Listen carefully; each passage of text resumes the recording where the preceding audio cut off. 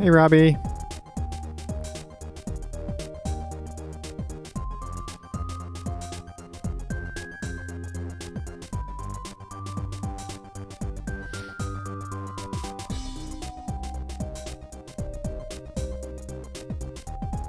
Congrats on the first of the day there, Robbie.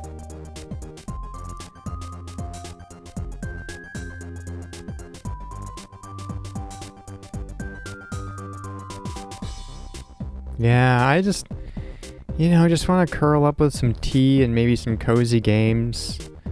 I don't know if Myst is a cozy game, but it kind of feels like it's a cozy game. So...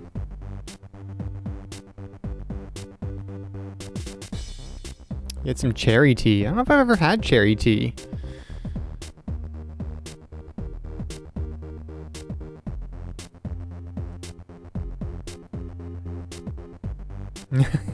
Hey, Quinn.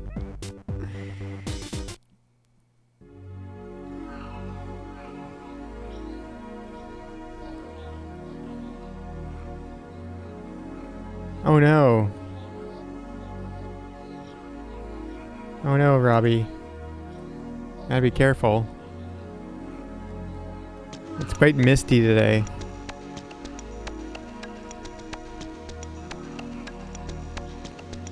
Yeah. So, Myst. I kind of...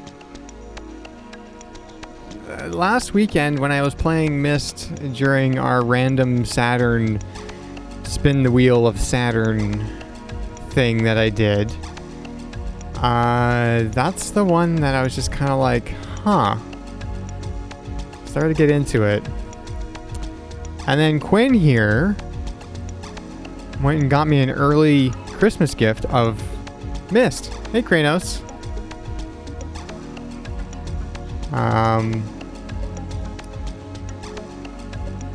So that's what we're going to be playing today.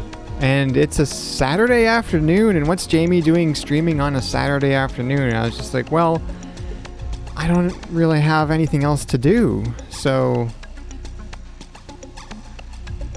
I don't know. It just feels kind of cozy today. So, I'm going to go ahead and switch over to the PC we'll be playing it on. So, Quinn gave it to me on Steam. And the way that I kind of view... I don't know if that's the right word, but the way that I kind of see it is if I own the game on Steam, I'll just download the ISO off of archive.org, and if I want to play it on a more retro machine, and I think it's going to work out better on my Windows 98 machine than through Steam. I don't know. I could probably do it through Steam as well. But that game is at a weird aspect ratio. And I thought, oh, maybe it's the Steam version. Maybe it's because it's using Scum VM or something, and it's a weird aspect ratio. And then I booted it up on my Windows 98 machine, and it is also a weird aspect ratio.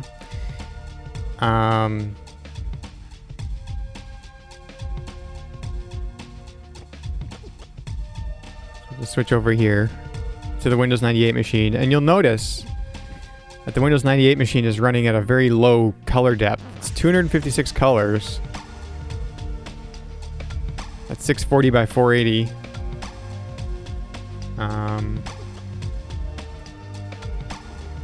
And that's just because Myst is a Windows 3.1 game, you know, and it needs.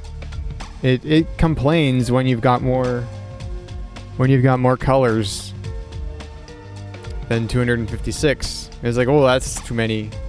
It's too many colors.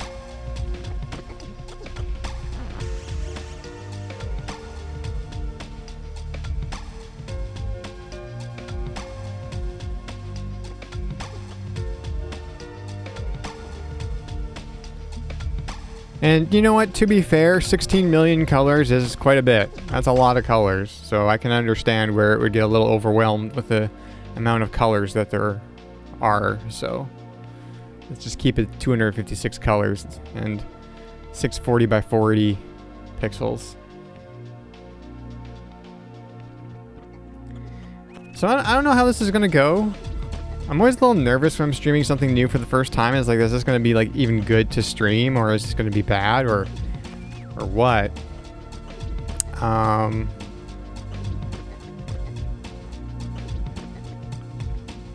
Yeah. And this is something that I just realized. Like, if I minimize this window, you can see that the palette gets readjusted.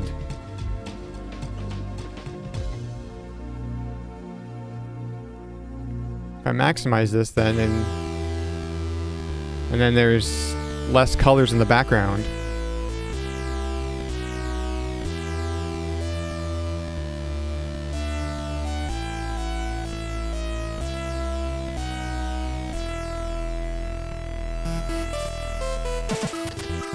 Ooh, this song is loud. Turn that down just a little bit. A whole 256 colors.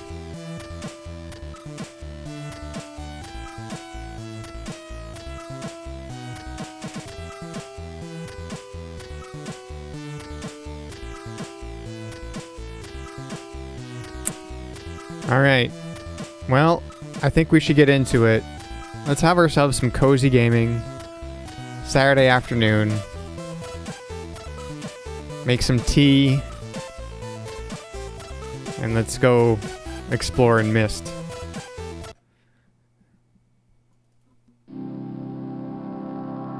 Oh, and I made a special scene in OBS just for Myst.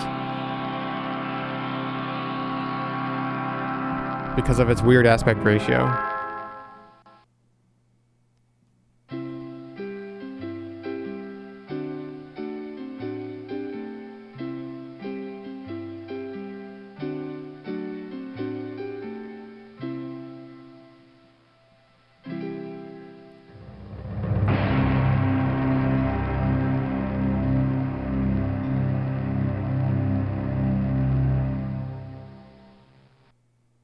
That's some crunchy audio.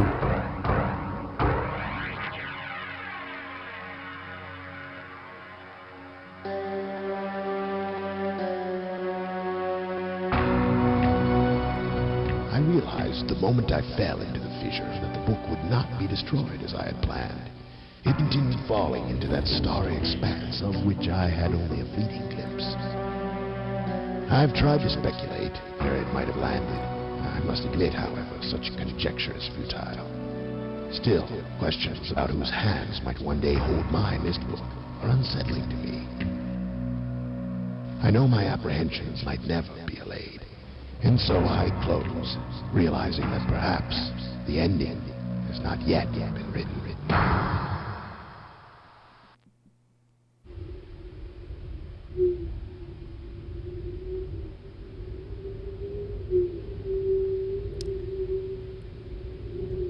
Alright, let's click on Myst. The book.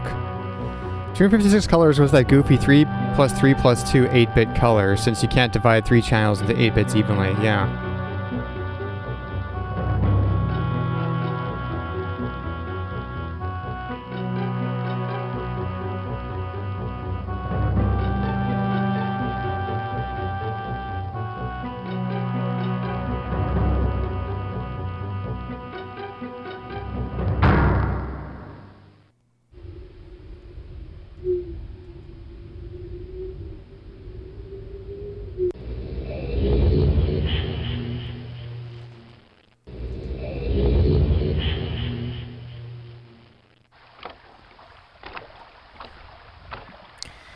All right, so on last Sunday, I played a little bit of this on the Saturn, and I'd never really played it before.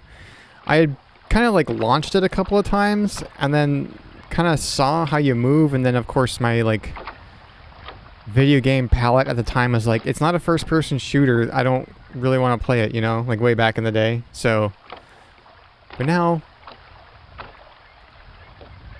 I think we will just have a nice cozy time. You lose bits on one of the channels, red, green, or blue. 15, 16-bit color was the same way. Usually green had the most because that's how human eyeballs worked or something. Yeah, I came across this like recently. Yeah.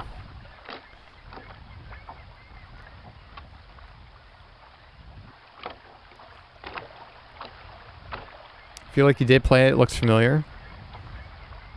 Yeah, so, okay, I'll just give you a little example. It's like, so if we go back to my regular scene here in OBS, that's how it's cropped. Not cropped, but that's the aspect ratio, and kind of, it's got this black border around the sides. So I made a special scene that just kind of zooms it in a little bit. It's a Myst and hot chocolate sort of weekend. It definitely is, yeah. Alright, so last time we were here. Oops. I don't know if I wanted to do that just yet. Oh, now I'm up here. I'll go back here. Okay. I don't know. It's not changing the resolution of the oh, it could be one of those weird Mac resolutions because it was originally a Mac title. Yeah. That makes sense, actually. Yeah, all right. So I never figured out what that did. We went in here.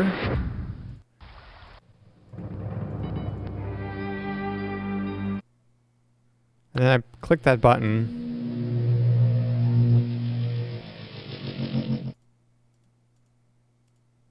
And then I don't know what. But where we were making the most progress, I felt, was in the tower. So let's go back there. Which was up this way. Oh, and we read this. Catherine, I've left for you a message of utmost importance in our four-chamber beside the dock. Enter the number of marker switches on this island into the imager to retrieve the message. Yours? Is that Aulrus? So enter the number of marker switches on this island into the imager to retrieve the message. So I'm assuming the four-chamber is beside the... So the four-chamber beside the dock is... Can I not turn around? Nope. Is where we were. But let's go back in here. This is where we were on Sunday. So we had this thing, the bookcase, right? That's a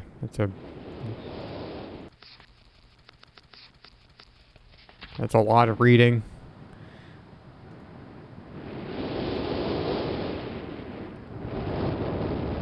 Oops. And we had this. There's no touching. But I think I figured that out. I thought about this later. So this is what's open right now, right? Like the door is open right now. And then there's this.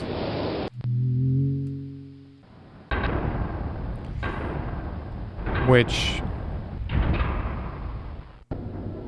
opens the bookcase into that passage, into the tower, right? But now the door is closed. But I bet you if we just do this now, yeah.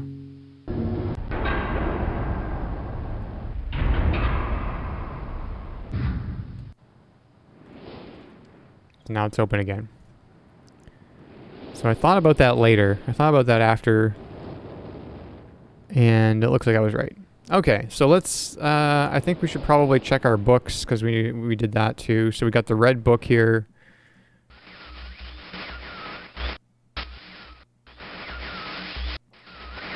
Just got no reception on these books.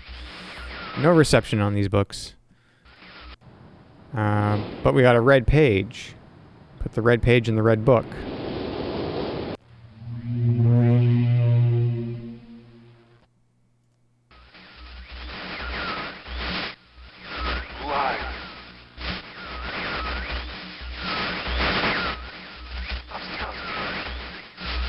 Bring me a red page.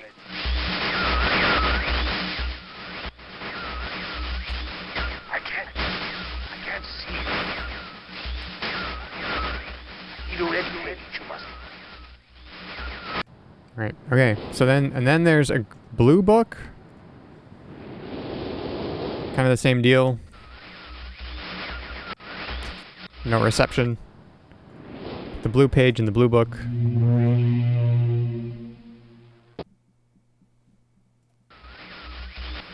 Serious? Is that you? Are you? See you. And then he wants blue pages in the blue book. All right.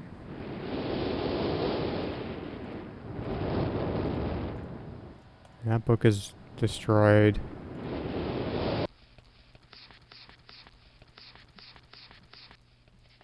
Oof, that's a lot. Do you want me to read all that?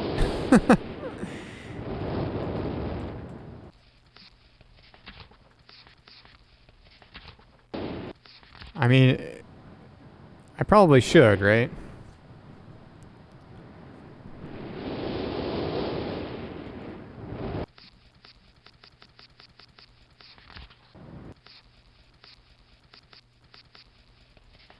That's a lot. So it looks like there's 4 books here that aren't damaged. Green, blue, another blue one, and this brown one. Myst is a very reading heavy game. Yeah, that's fine.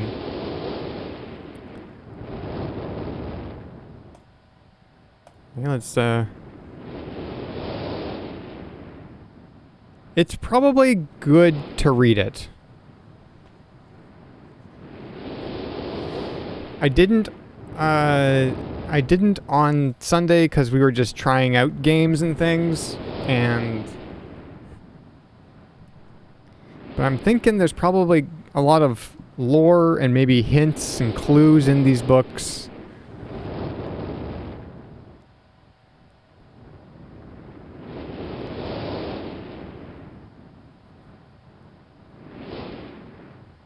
Yeah. All right, let's get to it. I don't know which book should I start with. I got like book choice paralysis.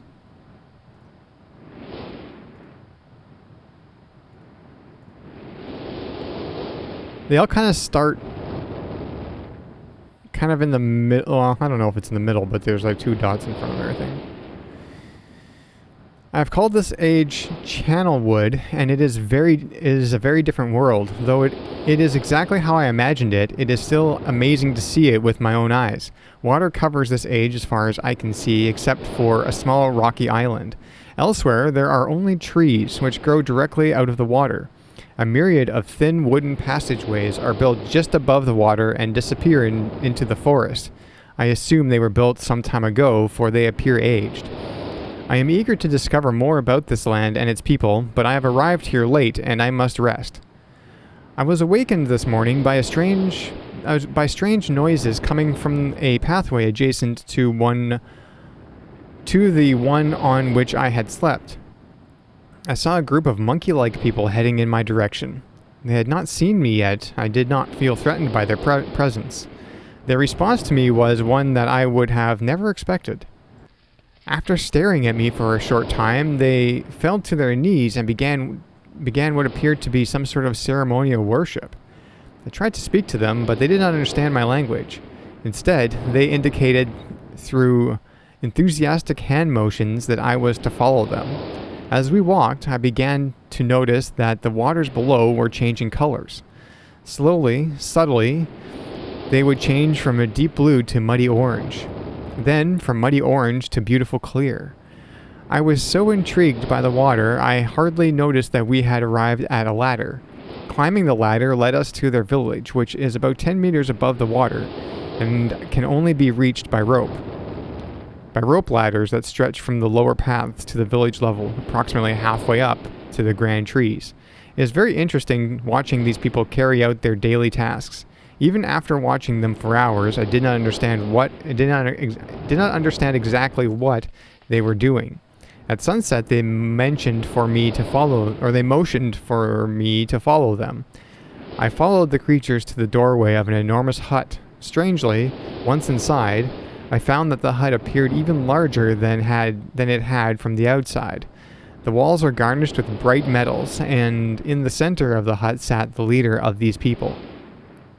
At least he appeared to be the leader, for he sat a meter off the floor in a thick throne. Guards surrounded the strong creature, who was dressed in many exotic, colorful fabrics. Next to the leader sat a very old human. At least to some extent he appears human.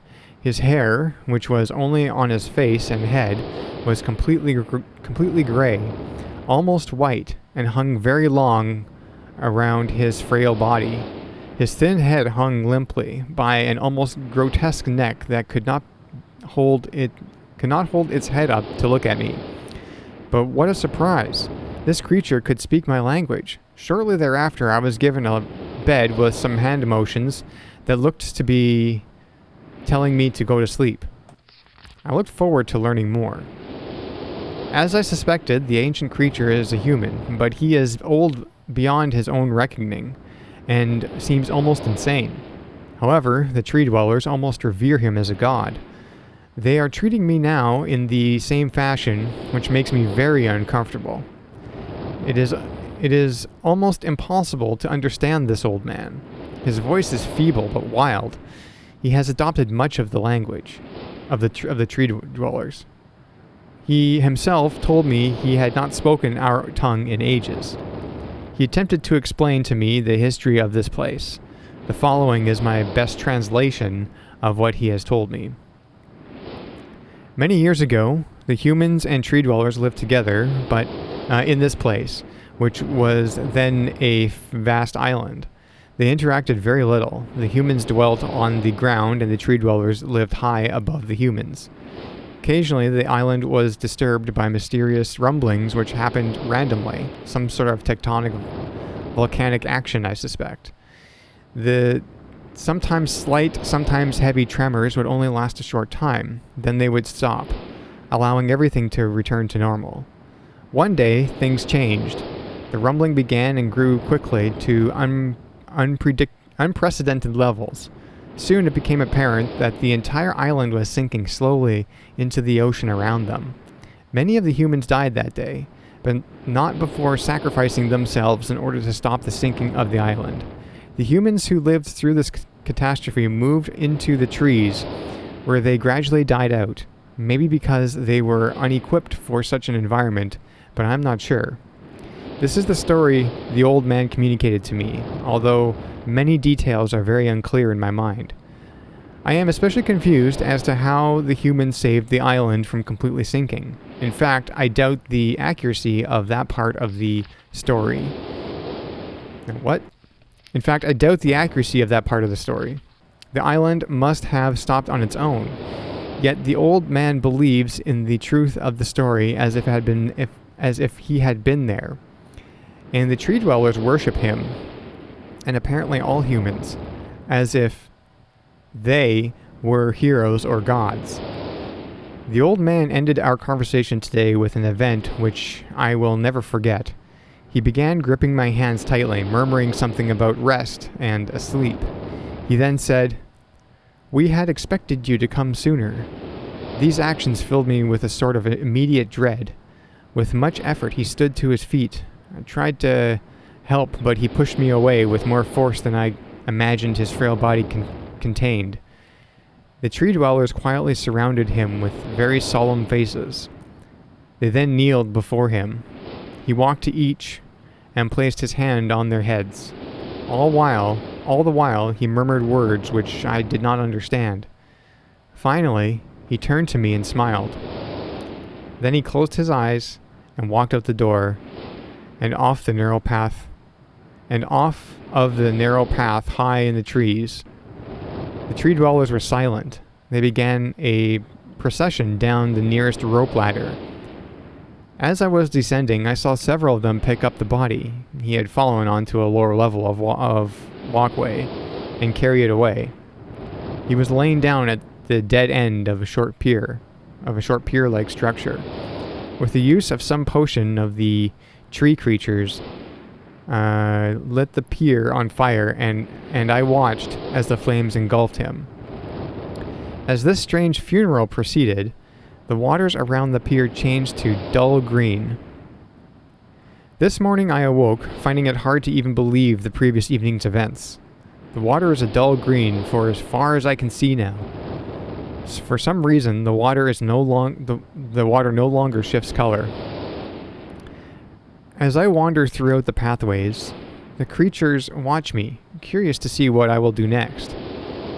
They are constantly offering me strange objects of affection. I even found food outside the doorway to the room in which I had slept.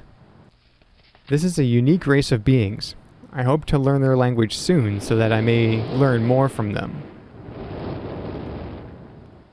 I have lived on this world for 3 months off and on, and the tree dwellers have shown great hospitality. I'm even beginning to learn bits of their language. I have decided to return home for an extended stay with my loving wife and my sons, and hopefully return with them. However, I am sure Catherine will once again refuse. I think this age would be a wonderful experience for them all, and I at least look forward to how Cirrus and Achenar will react to its curious inhabitants. Catherine is staying behind as expected. My sons have returned with me and they enjoy this age very much. They get along very well with the tree dwellers and are picking up their language surprisingly fast. I have no doubt that it will not be too long until they can speak with the tree dwellers much better than myself. I am leaving tomorrow to check on the Osmoian age. Cirrus has suggested that I allow him and his brother to stay. Though the idea unsettles me, I know the boys are growing up rapidly. The hospitality of these creatures is such that I could think of no better place to leave them alone for a short while, so I will consent to their request.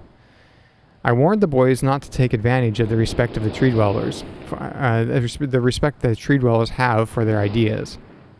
They seem to understand my warning, and I have faith they will follow it. Much to my dismay, upon arriving in Everdunes, I learned that Pran and her people are continuing to be menaced by the Choktik,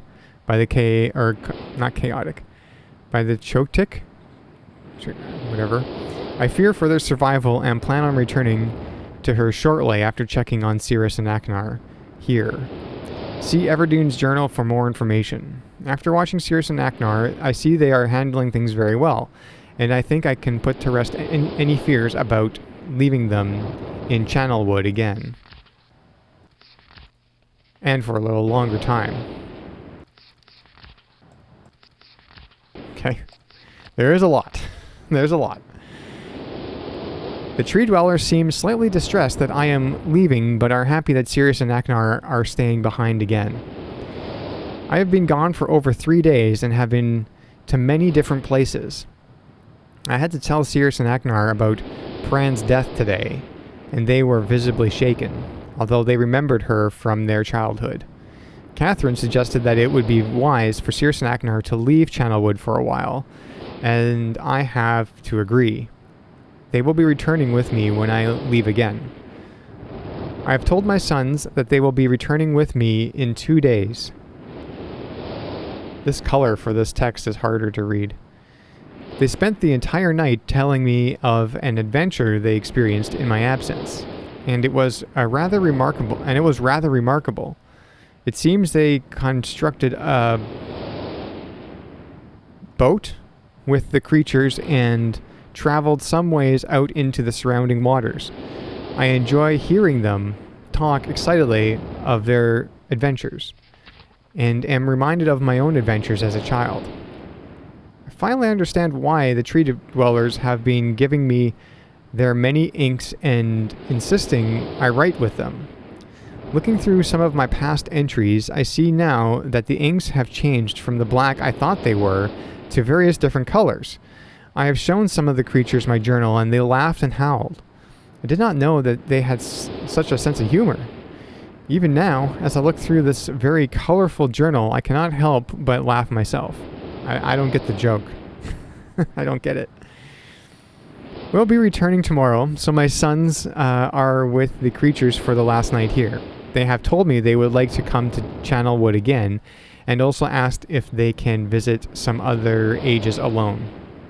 Though I'll have to think over their request, I believe they have proven to me that they are trustworthy and responsible. Catherine will also have to help me decide whether they are ready for travel alone. For now, I must give my farewells to the creatures, for I do not know how long it will be until I visit this age again. And we got some drawings here. Future bridge.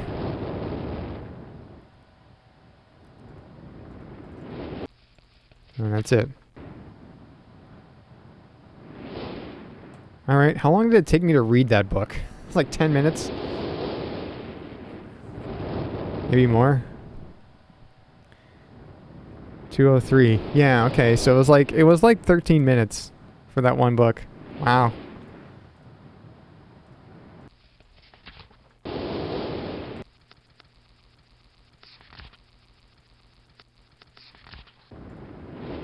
I don't know if I feel like reading all of these right now, Um...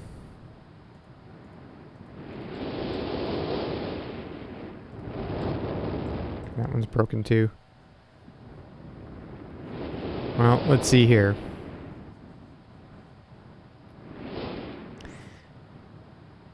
Emmett was the first to live on the rocks. He named them the rocks because that is what they were. A group of sharp rocks clustered together in the middle of a large sea. It was where Emmett lived. He enjoyed his life. Emmett would occasionally swim to nearby rocks as it was never too far of a distance. One day, another person appeared on the rocks for no apparent reason to Emmett. Emmett named this new person Branch. Emmett and Branch quickly became friends, swimming and hunting for fish together often. Emmett showed Branch the simple cave in which he lived on the largest rock. Soon, Branch discovered a place where he decided to live, also on the same large rock. The sun always shone brightly in their world, and the water was always dazzlingly clear, allowing them to see almost to the deep ocean floor which surrounded them. Though the sun always shone, it was it was never too hot for the boys. A light breeze always came from the north and cooled the area down.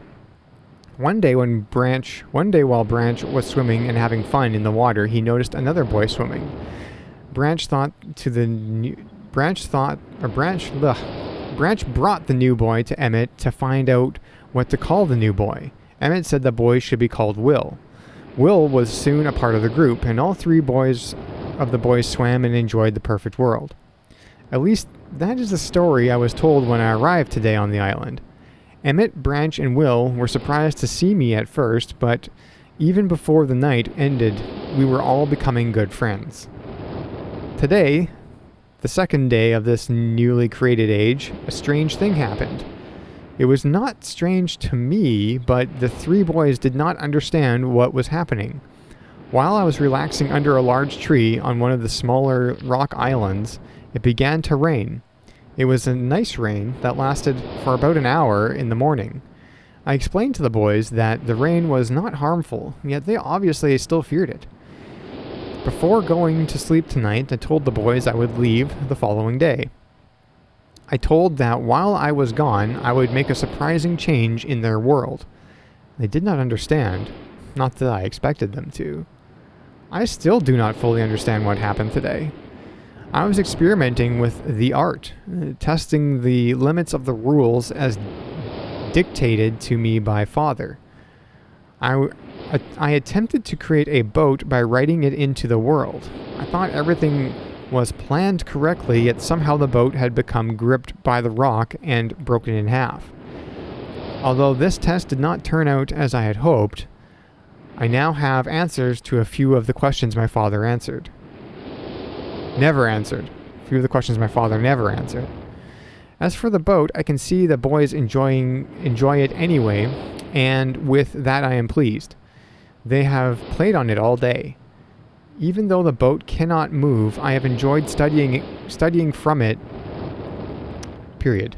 Even though the boat cannot move, I've enjoyed studying from it. It is a much sturdier platform than the jagged rocks. In the course of my observations, I have learned some very interesting things regarding the solar system of this age. We got some kind of submersible lamp. The nights are absolutely beautiful here. I've made note of and named a number of constellations that pass above me. Also during the night, I catch glimmers of light from the horizon, which I have not been able to discover if it is created by some natural phenomenon or by additional people on far-off islands or rocks. I should very much like to discover which. I rather suspect it is additional people, which would explain the appearance of Branch and Will. The rain today was slightly heavier than usual. Just when the boys were getting used to the light rains, a small storm arrived. They were frightened of the heavier rain, not to mention the thunder and lightning. If rain has never fallen here until recently, as the boys tell me, I would like to discover why it's falling now. Regardless, I have decided to return home for a short while. I've also been thinking of some plans for a lighthouse that I hope to construct soon. I think that perhaps by shining a bright light towards the horizon, it might prove my suspicions regarding additional inhabitants. They would be curious about the light and travel to discover its source if they have the means. So, okay, is that like our lighthouse? I returned with many tools that I will need for construction of the lighthouse. Oh yeah, there's a lighthouse. I have decided that once the lighthouse is completed, I will leave for some time and let the world's own imagination have control. We have worked 3 weeks on the lighthouse now, and are making great progress. The rock that we are building it on seems to not be as secure as I would like. I have had to alter my plans slightly, but those alterations pose no real problem. The boys are quite strong and have been helping me immensely. I estimate construction will be done within 2 days. The lighthouse is finished, and we are all proud of our creation. The boys are amazed at the structure wrought from rock with their own hands. That evening we powered up the generator, much to the boys' dread at first, and shined a great light to the horizon for many hours. I stayed the night in the top of the lighthouse, and in the morning awoke to observe the sunrise without being coated with the chilly blanket of ocean dew I had become accustomed to. It was Will who first saw the girl. She was swimming not far from the boat where Will was getting ready to hunt for fish. Then Will noticed a man not far away from the girl. Emmett was very pleased to meet the additional neighbors. I feel pleased to leave the sage. I have set in motion events that will have nothing to do with the writing or the art, that will have a more profound impact of this world than I could have ever written. I think Stone Ship Age. I think of this age as a gift to myself that I will wrap up and open someday in the future, only to discover that it has changed so much that indeed it is a surprise. Besides, I have yet another new age that awaits me. It seems I'm going to need some way to travel underwater in this new age, and so much planning is in order. Oh, okay, now it has been 10 years since I left this age, which I have since called the Stone Ship Age. Upon returning, I cannot believe the changes that have taken place. The original 3 boys have grown into adults, and there are many new faces that I do not recognize. Branch told me that it has not rained for 7 years and the cool breezes are back again. They are all very content and have been serving me with new foods and showing me new materials they have discovered. It even seems they have found gold somewhere. I see it in many forms around the island. My lighthouse has been kept in perfect condition and looks as if they have tried their very best to keep it so. Yet I have noted that the entire rock it was built on has sunk approximately 40 or 50 centimeters. After a wonderful visit with my old friends, I wonder aloud with them what things will be like here in another 10 years. Here are some of those constellations. Okay, we got like an anchor, eye, snake. It's like a tick or something. Cross, arrow, flamingo, and a leaf. Those might come in handy, maybe. Okay, I don't know if I'm going to read more books right now. I actually have to go and get a drink. I will be right back in a couple minutes.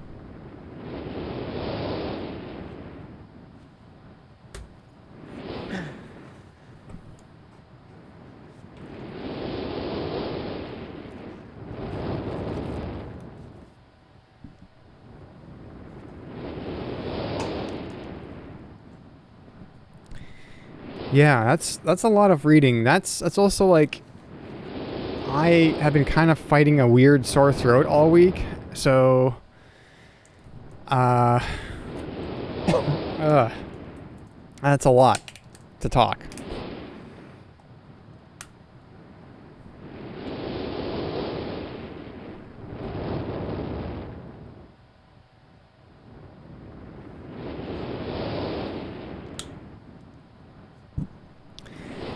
Ugh. Orange Gatorade's probably not the greatest after you just brushed your teeth like maybe 45 minutes ago. Well, I've been streaming for 45 minutes, so like 50 minutes ago, it's still, that toothpaste just lasts.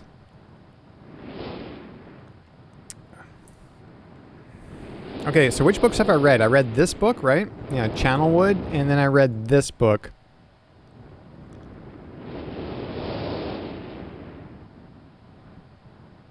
You don't have to read all the books, just keep an eye out for hints and stuff. Well, then I have to kind of read all the books, don't I?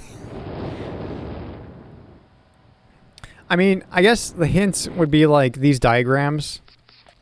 Like these constellations will probably come in handy at some point, I'm guessing, right? So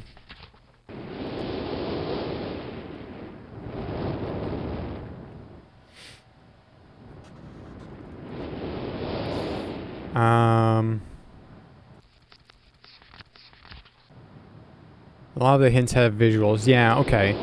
I do kind of like, I'm interested. Like, I'm kind of like, oh, and this book has like parts of it not there.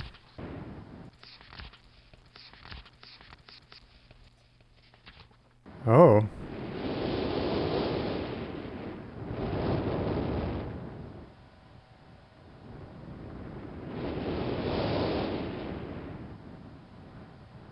Interesting. If we come across like a keyboard or something, or a musical something or other, then this will keep that in mind.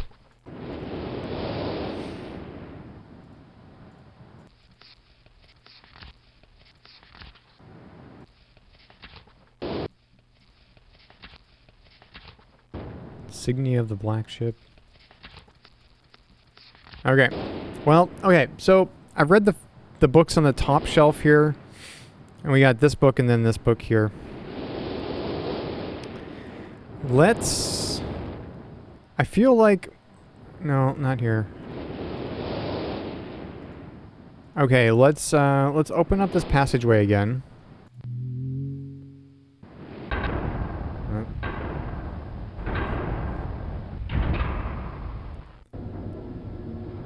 And then... There was a map. Oh, there it is.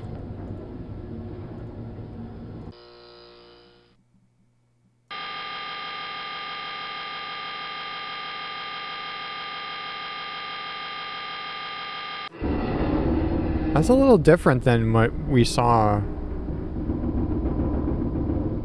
on the Saturn.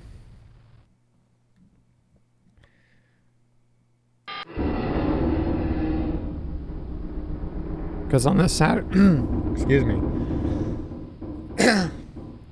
On the Saturn, there was more stuff, and then when it rotated, it would stop on a couple of places.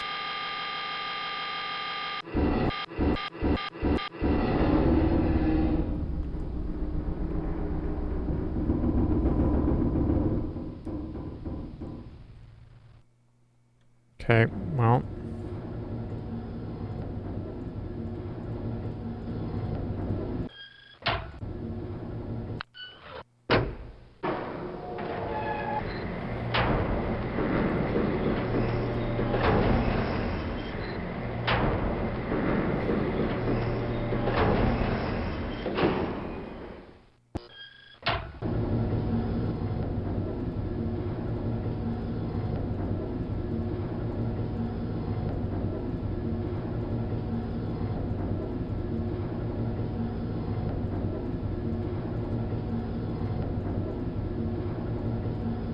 Okay, well, there's nothing there right now. Wondering what's different.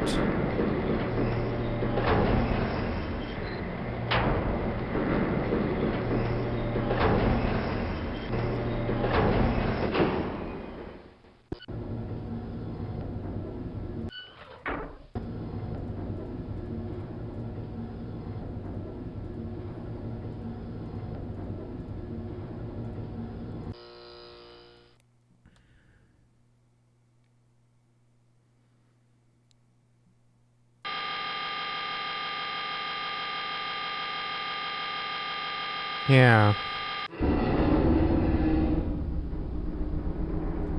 So the only thing that might be different, well, first off, it could be just it's a different version of the game, so it might be different because it's a different version of the game. But secondly, it might be different because I didn't. So right now, today, I didn't flip any of the switches along the way, I don't think.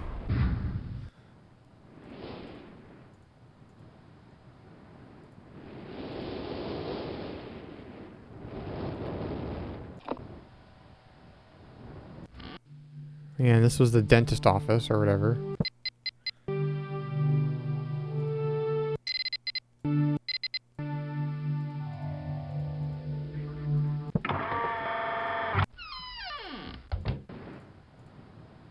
Oop. But yeah, see now I flipped that switch. So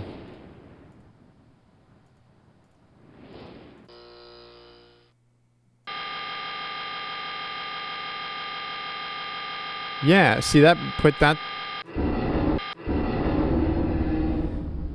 okay, that's on the map now, but is that because I flipped the switch or is that because I just went there?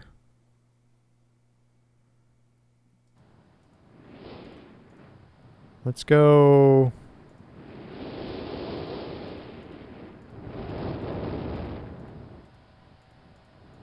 All right. Well, we went here. We have not touched that switch. Let's go back.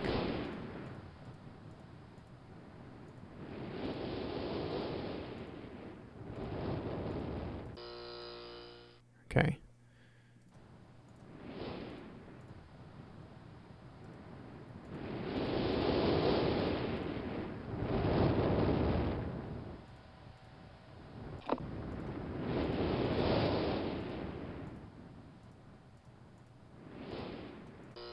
Aha! Flipping the switches does make the stuff appear on this map. Oh, we got something there.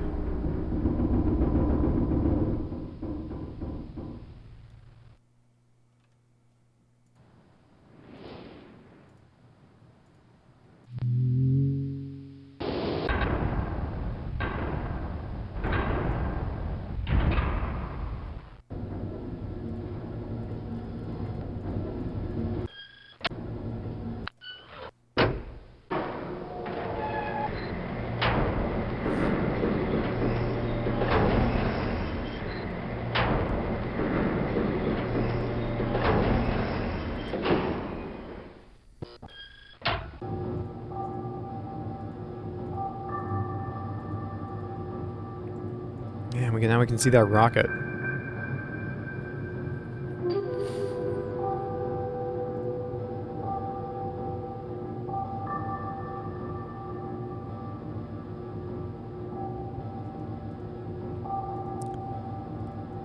But what does that mean?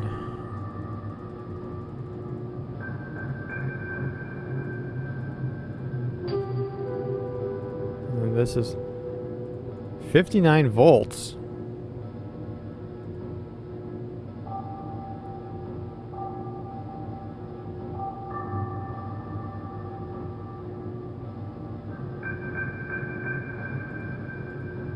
Okay. 59 volts.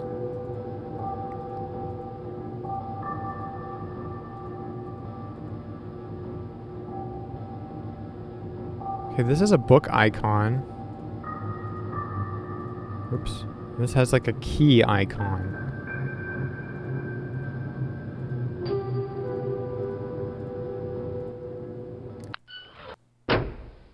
$59 volts.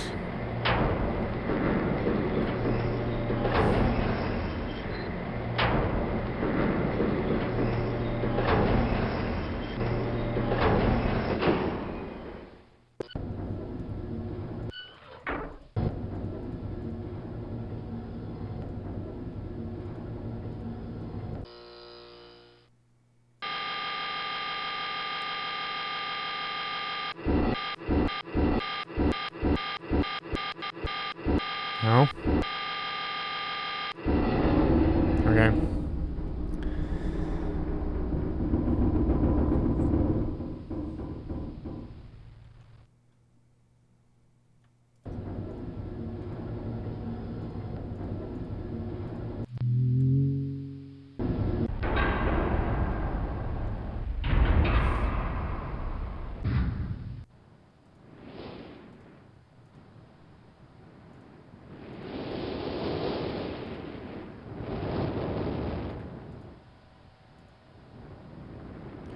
There's like a wire or something heading, you know, like it is connected to the rocket ship. Where does that go?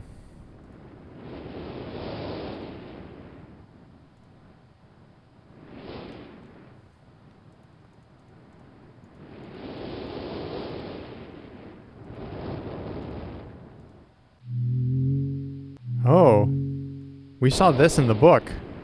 There's a constellation.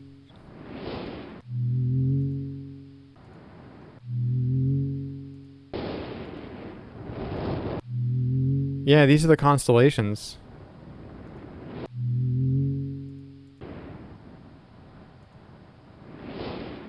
Um,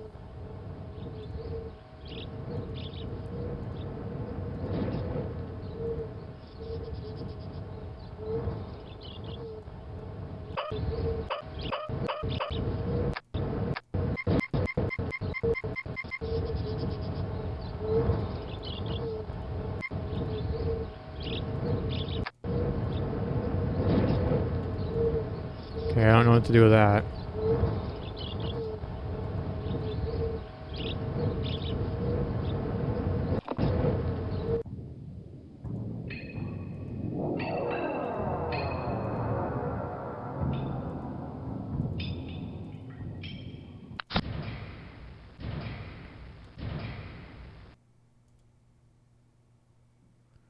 Okay, 59 volts. How do we do this? 10. 17.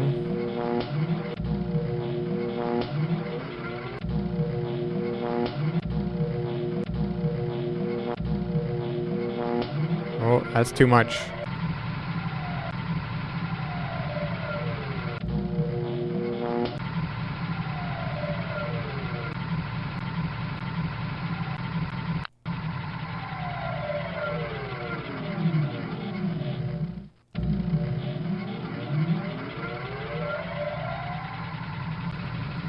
Okay, this is... Is this broken? Did I break it? Because this one's not moving anymore.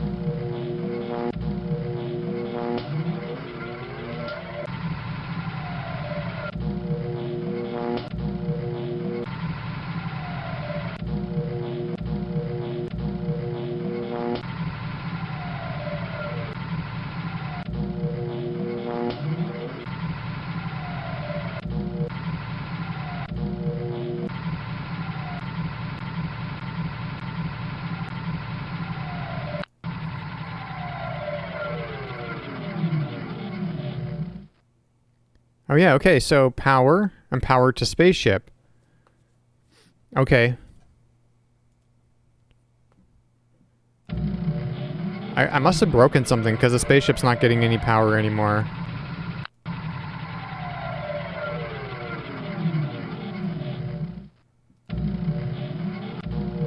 Because I overvolted it.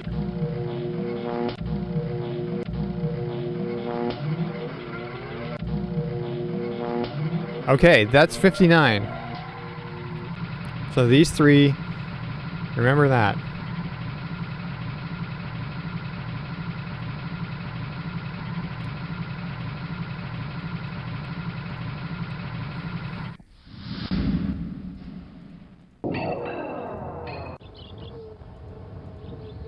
Okay, I want to, let's see if we can see where, if it's broken. Volts times that. Yeah.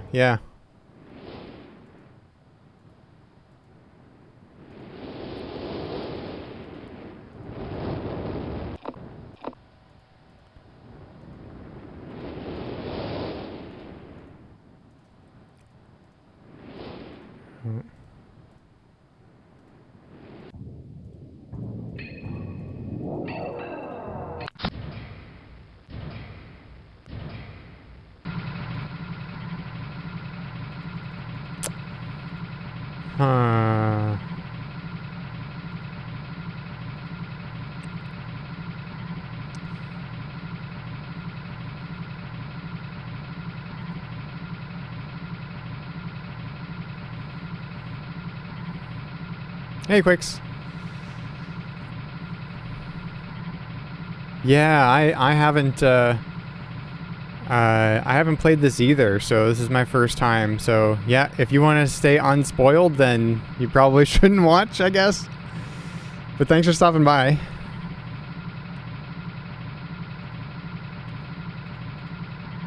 Okay.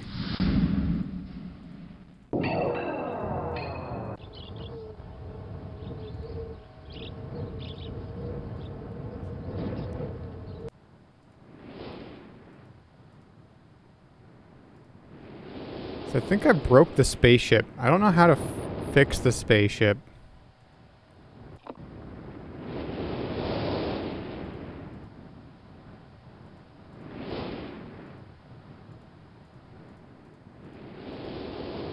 Okay, we flipped that switch. There's more switches here that I want to flip, I think. I think there's that one. And then that one. There's music playing out of this gear.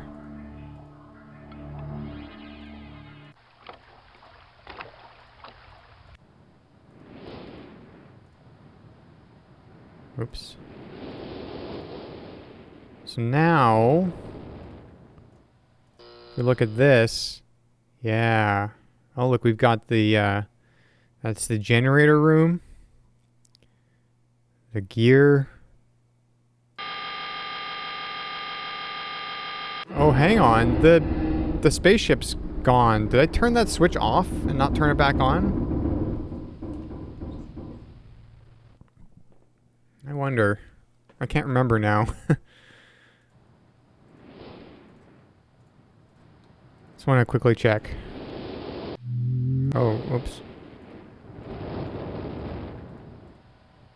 Yeah, I turned it off. I wonder if sometimes they have to be off or something.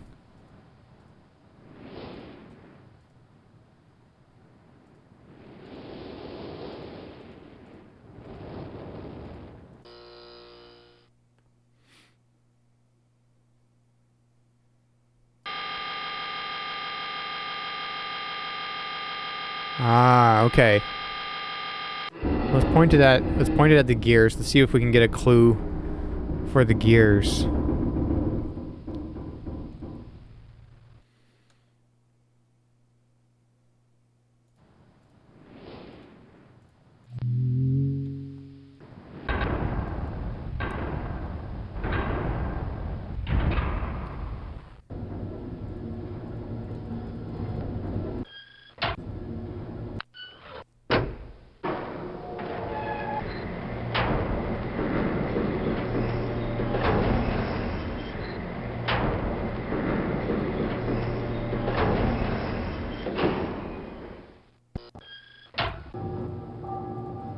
Right, okay, so we got the gears.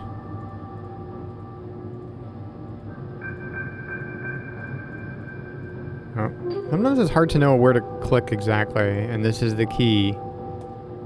Oh, goodness.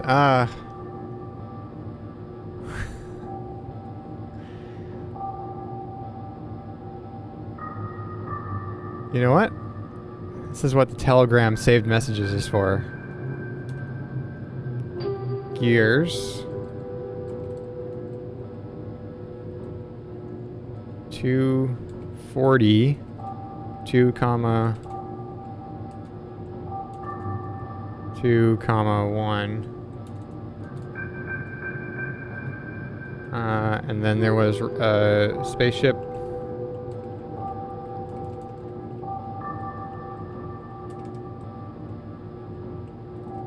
And that was 59 volts. Which I went over and I blew it up.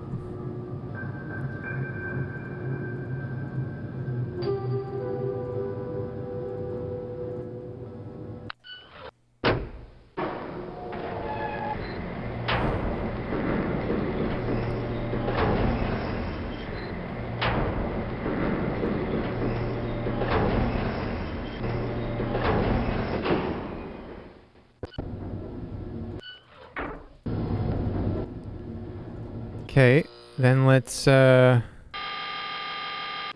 check that out.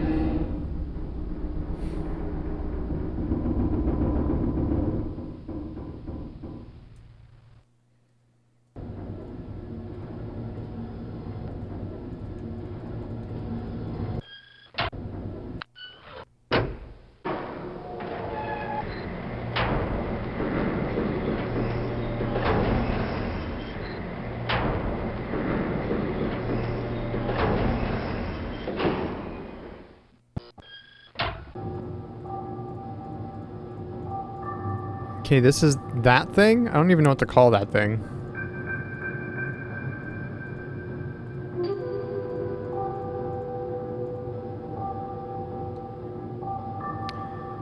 Oh, we got some dates and times, and I know that the dentist chair place, whatever that was, is like a time... Maybe it's a time machine? I don't know.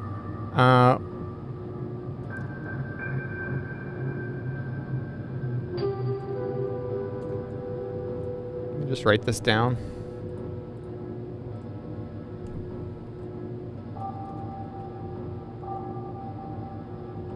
The hypno chair.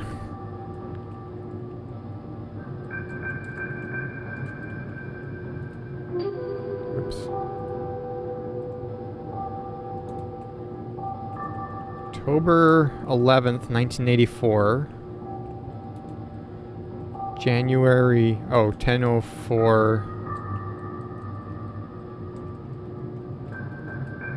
10:04 a.m. It's hard to type because I'm typing on my keyboard, which is behind my other keyboard. It's complicated. January 17, 12:07, 5:46 a.m. November 23rd, 97, 91, 6:57 p.m.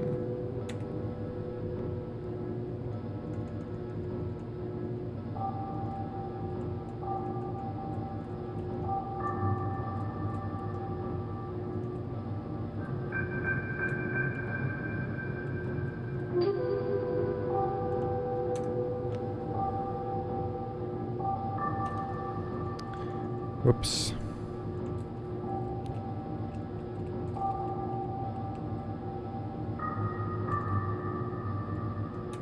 Here we go.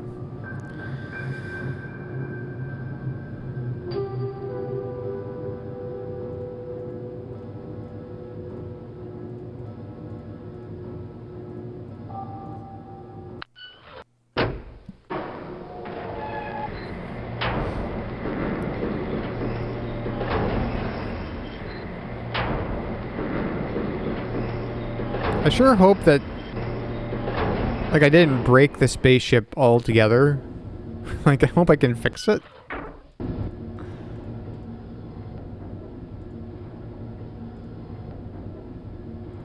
Oh. That one.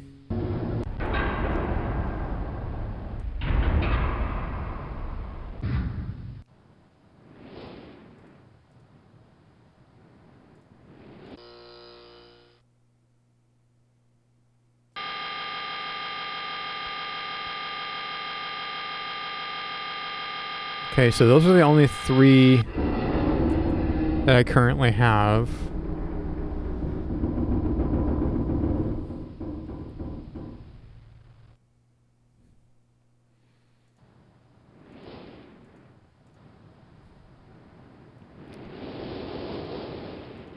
I want to go back down here.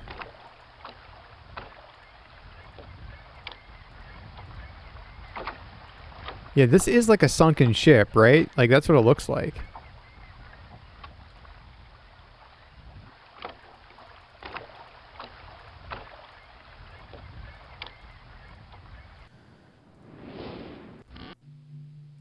Okay, well... Okay, so let's try October 11th.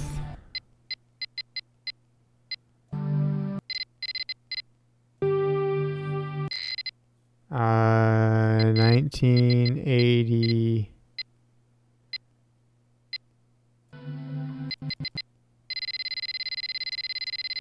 Four. 10:04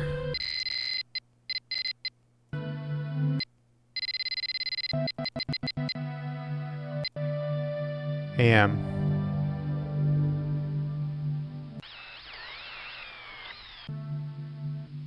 Hmm.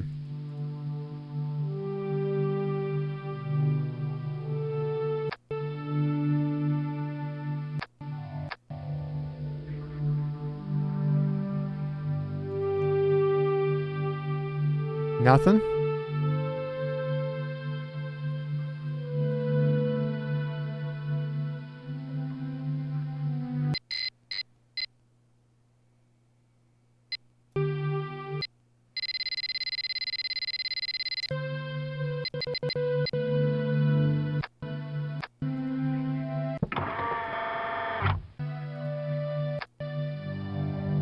Oh.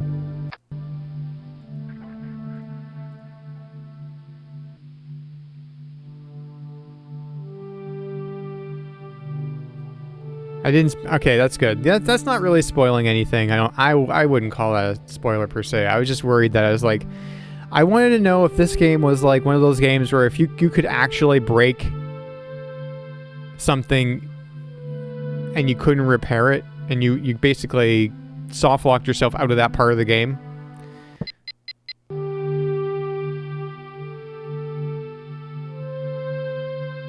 Oh, that's the leaf. That's the leaf constellation.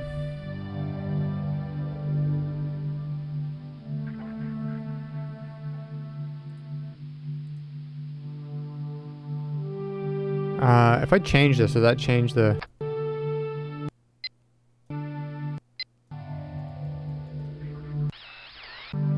It does. Okay, okay.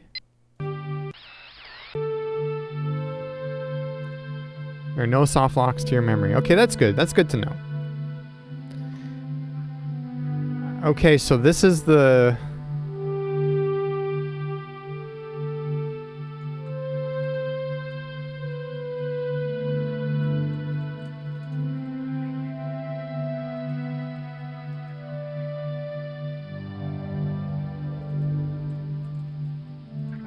Just gonna make a note of that. That's the leaf constellation.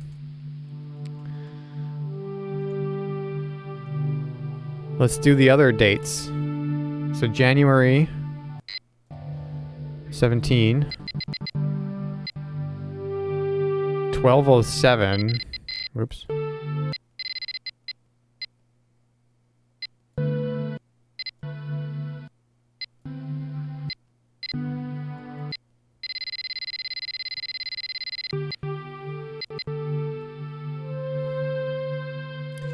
$5:46 a.m.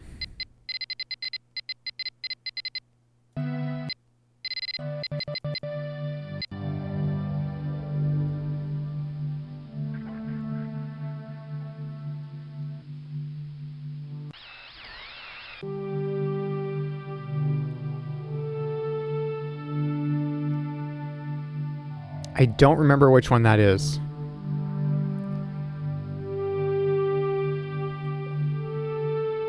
I almost need like a piece of paper so I can draw this so I can remember it. So when we check later.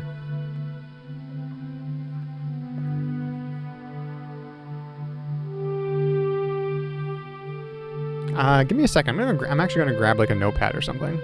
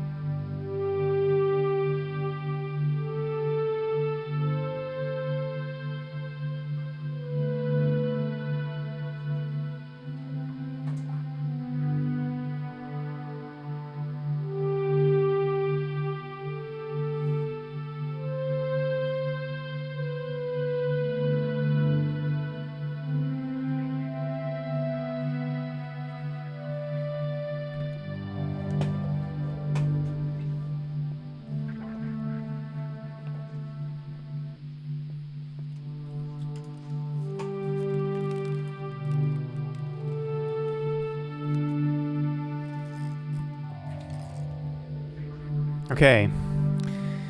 Well, I've got a piece of paper and a Sharpie, so we'll make do. Okay.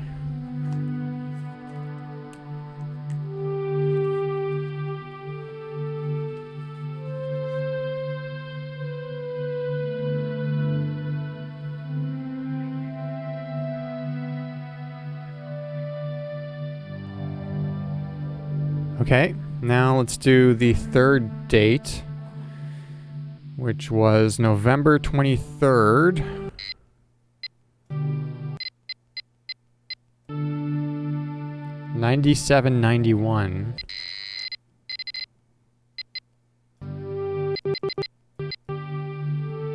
Uh, 6:57 p.m.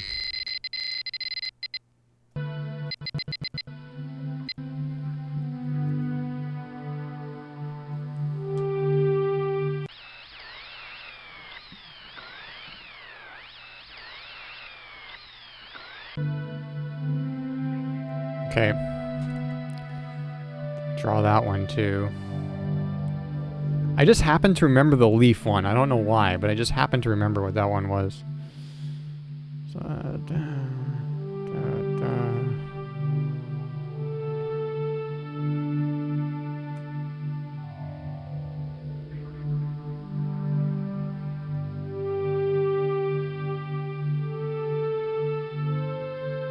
like that. Okay.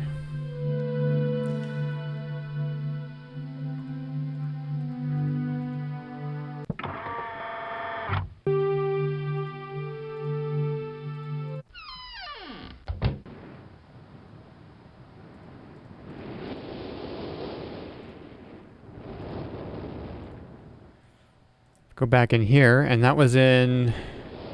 Which book was that? This one. Okay, okay, okay.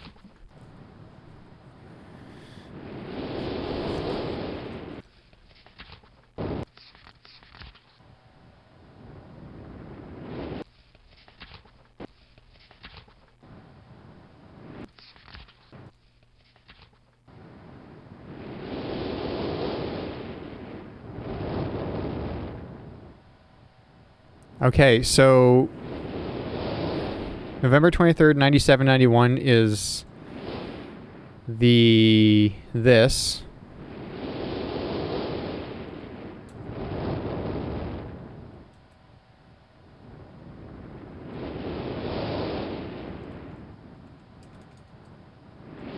Is that a tick or?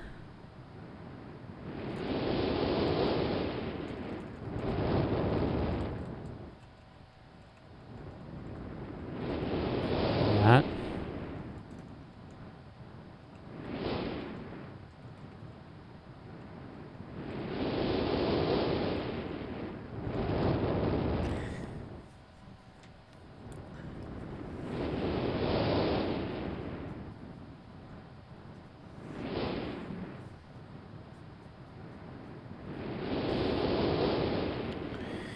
And then the other one was the snake. It was this one. Was it that one?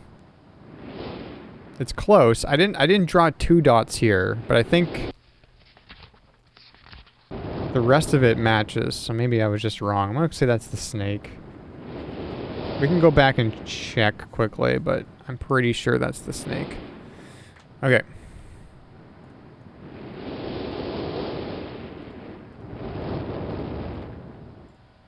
Just want to quickly, whoops, want to quickly, nope. So this is what's down by the dock, by the way, and then, yeah.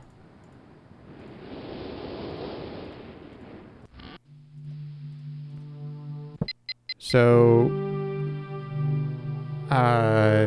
January 17. 1207.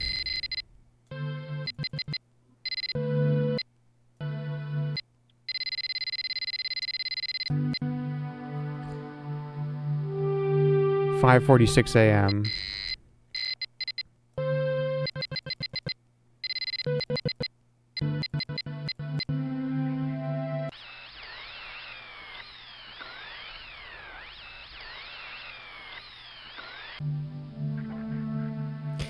No, I guess there is kind of a dot there. It's really faint.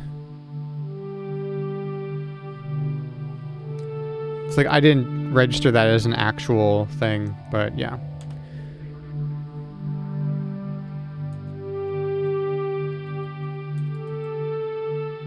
I'm using emojis in my notes for the constellations.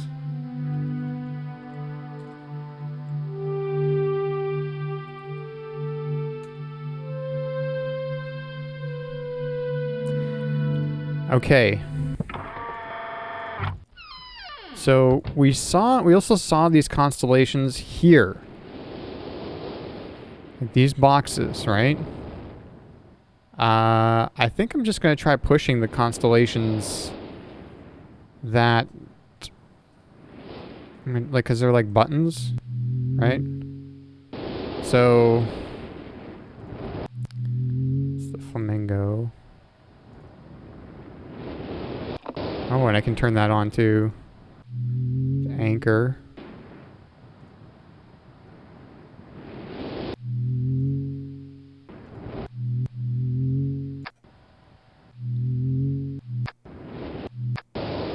It turned green. Okay, well. Snake. No. Where's the leaf? Arrow.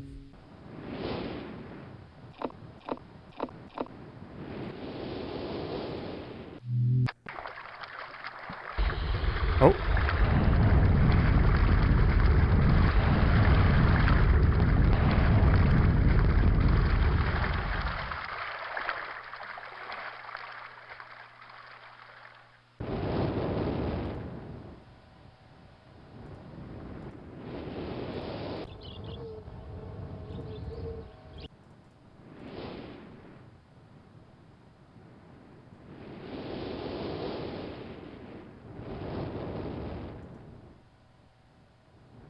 Okay.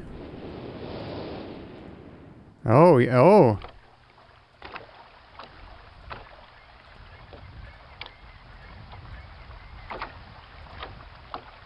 We got a ship. We got the boat. Oops, I clicked myself off the boat.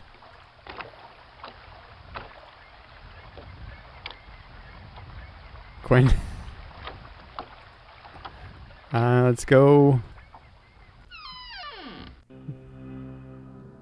It's an ominous chair with a book on it.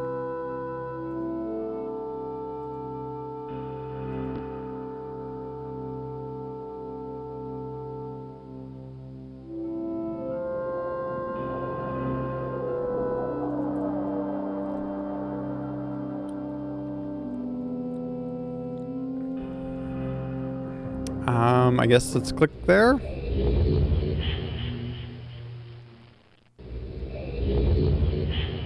Oh.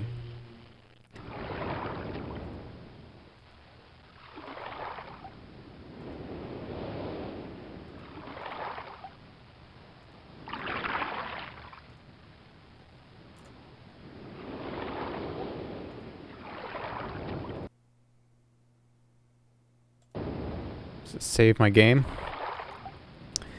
Okay, so we're here now. Wherever here is.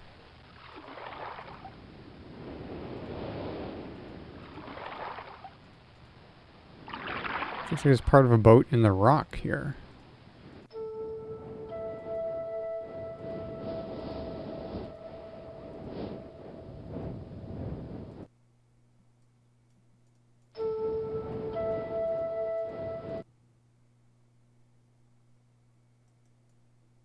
Oh.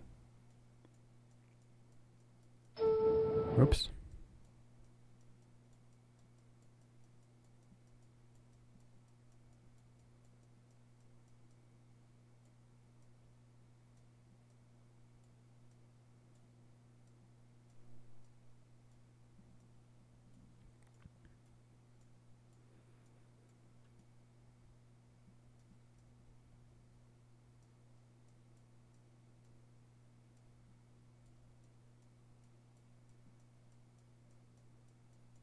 Hmm.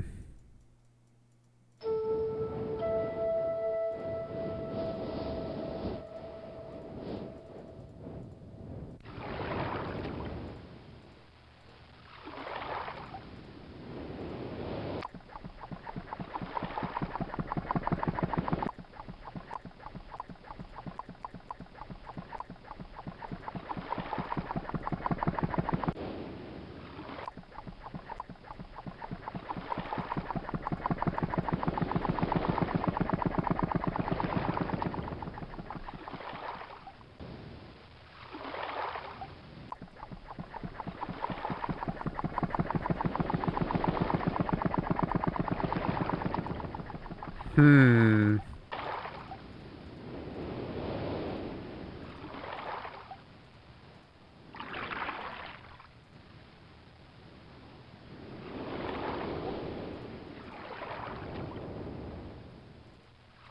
Can't make out what this. Oh. Oh, okay.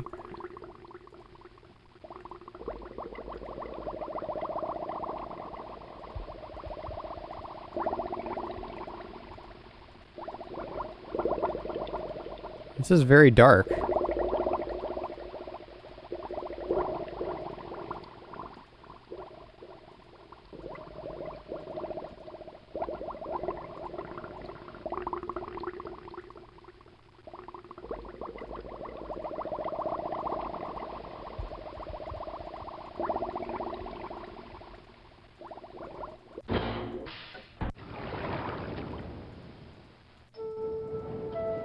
Um. Okay, so we've got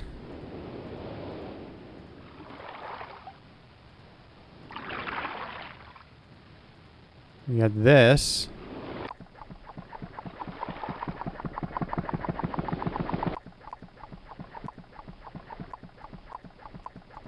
I don't know what to do with it.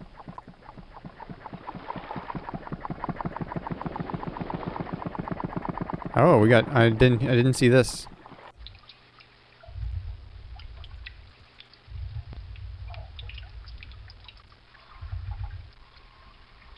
Interesting.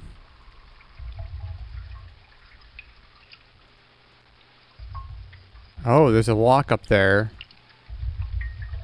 And the key is down here. It looks like. I'm assuming this is the. I'm assuming this lock is. This key goes to this lock.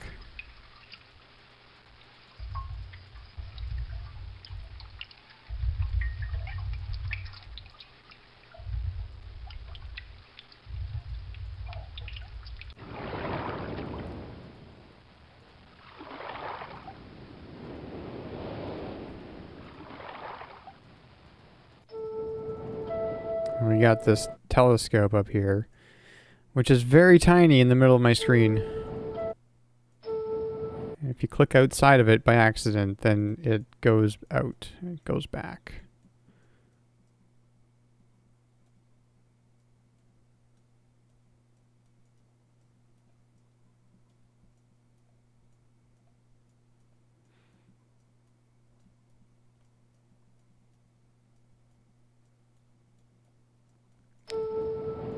The only thing I see is like over here was like a thing that's kind of in the foreground, but that might just be something in the foreground. Maybe it was not over this direction. This thing. But I don't know if that's anything. And then there's this, which is probably like a mast from one of the ships there. Something there, maybe. But I don't know how this helps me.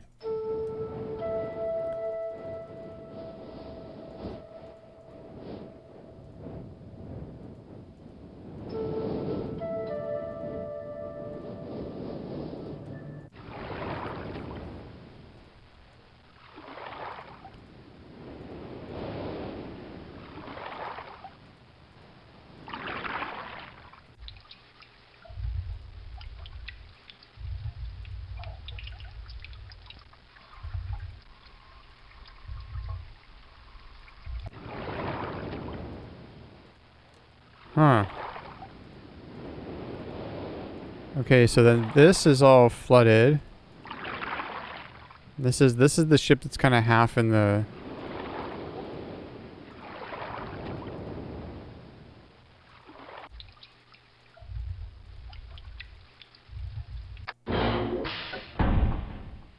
Oh.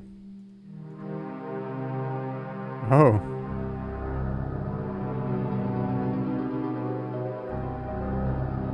That's quite the light fixture you got there. We got some, like, vials. Little skulls on them.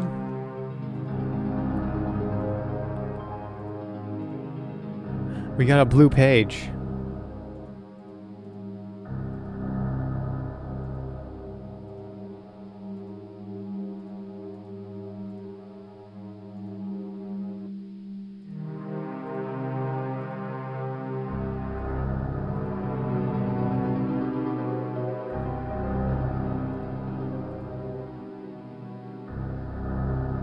Marker switch. Sorry, it says island. The vault is located. The island of achieved vary. Instructions are each of the marker turn every one of on position. The final step. Oh, goodness gracious.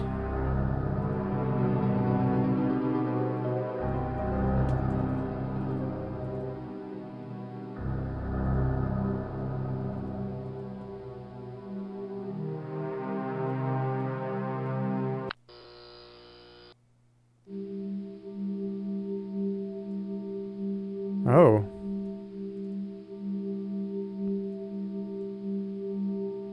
That's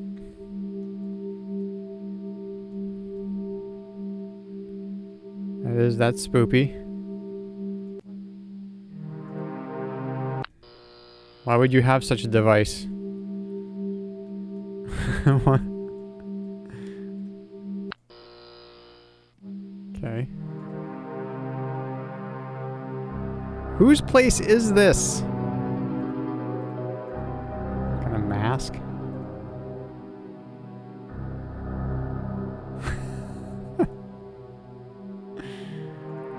Where can I put this blue page?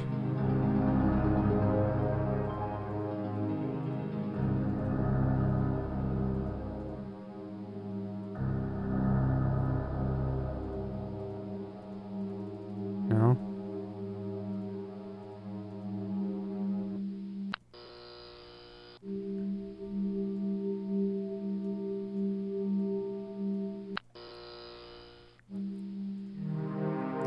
Well, I know that those books in, like, the first book, I guess, were wanting... There's that blue book that wants blue pages, or the guy in there at the bad reception wants some blue pages. But I don't know how to get it back there. I can't click on any of these.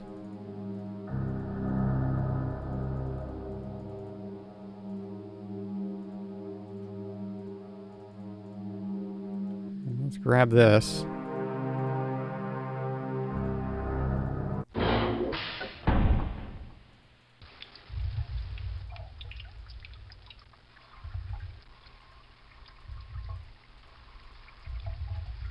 Uh-oh.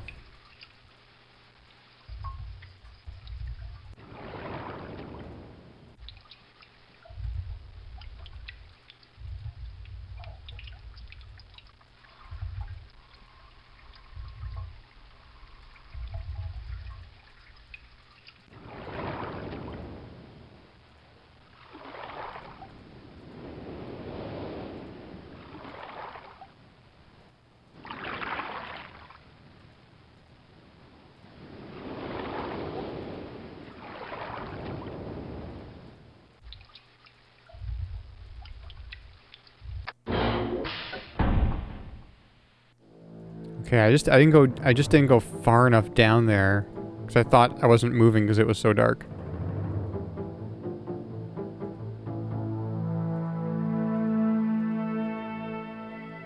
Very ornate bed.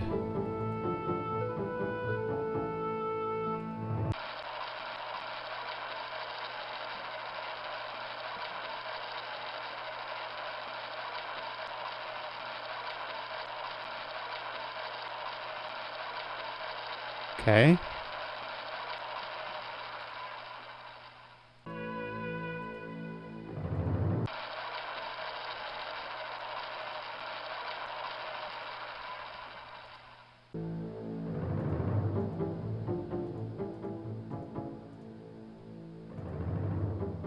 Oh.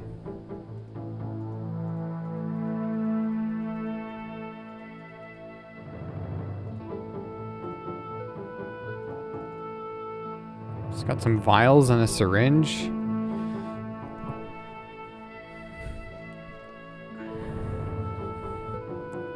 What are we doing here?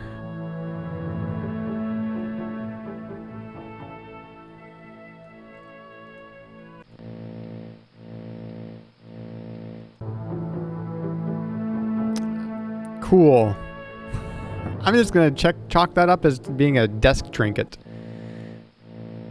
You know, like the little balls that go back and forth. Same thing. I'm sure it has nothing to do with anything.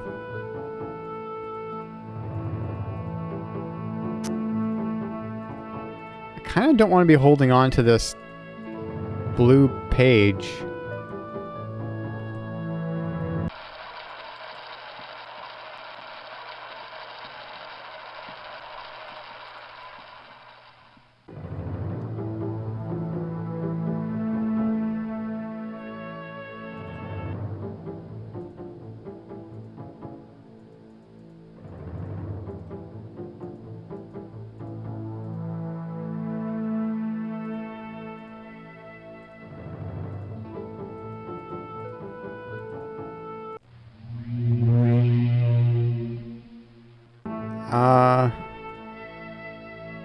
Yeah, that's a red page. Oh,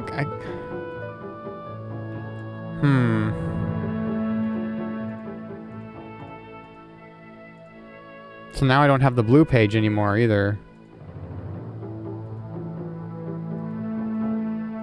Okay, well...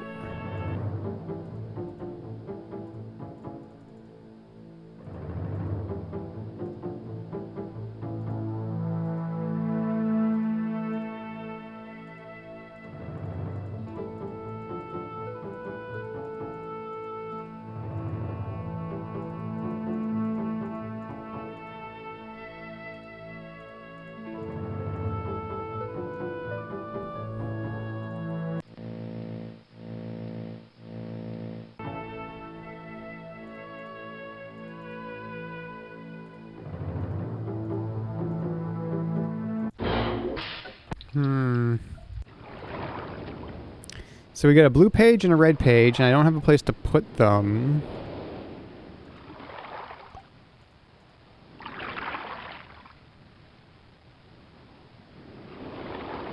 Yeah, they do. And they might have. I don't know if I don't know what they used to render these. The water, yeah, the water definitely.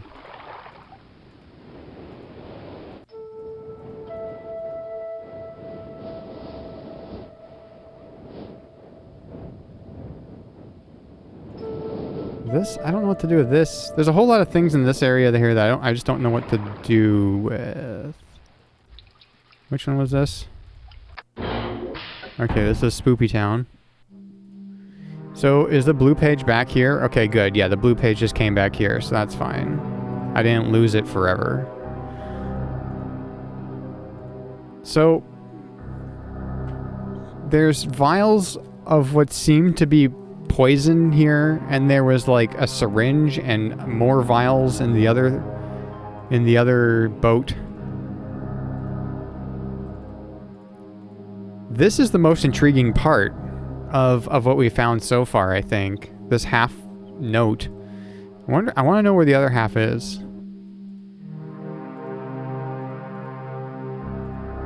There's like just maps.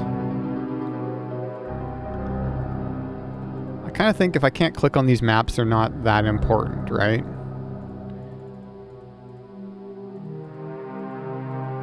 But this I can click on.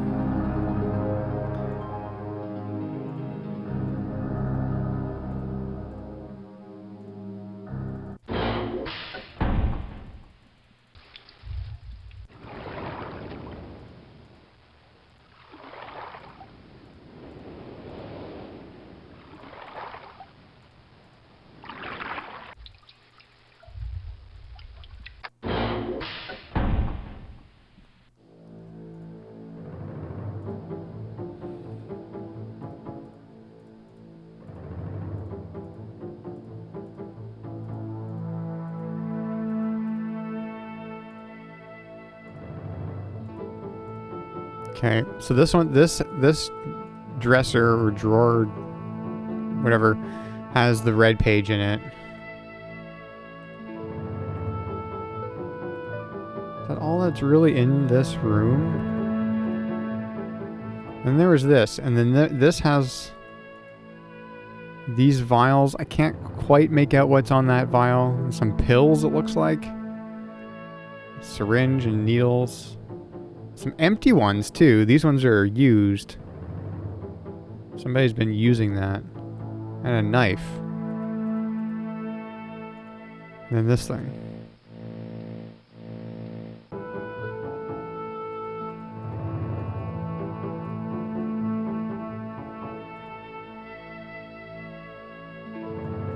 And then there's these. Oh, hang on. Is that blue? Is this other one red? Kind of? Hang on.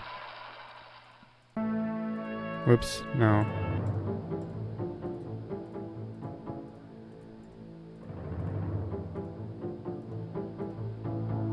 Which one was it? Okay, that's not doing anything.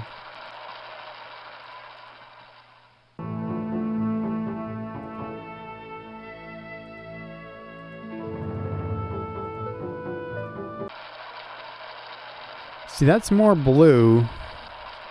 I thought maybe the pages had something to do with this, because the last time we had those books that were staticky, and these globes are staticky, but can't put the pages into the globe.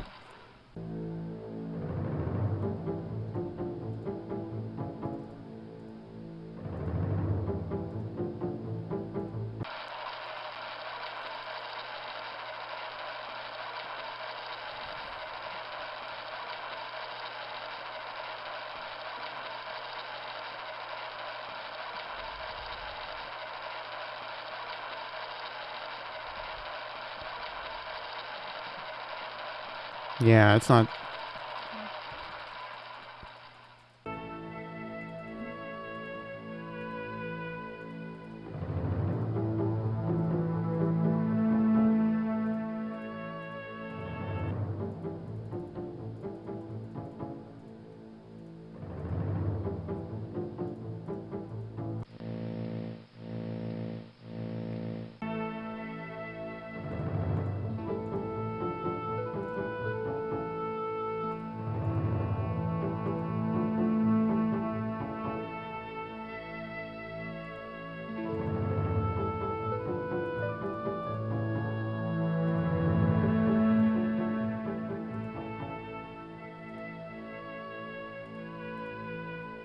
Okay, well, I'm going to take the red page with me. I don't know what I'm going to do with this, but I'm going to take it with me.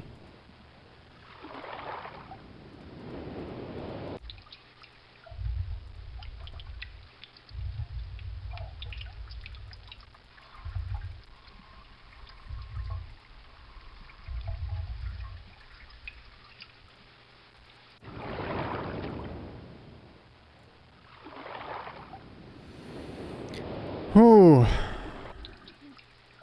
I'm kind of... Okay, that's where we were.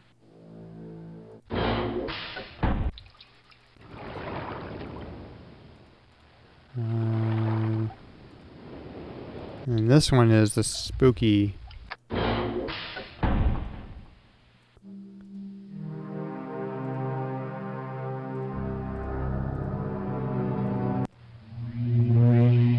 right? Okay, so when I pick up a different color paper, it puts the other paper back where it was.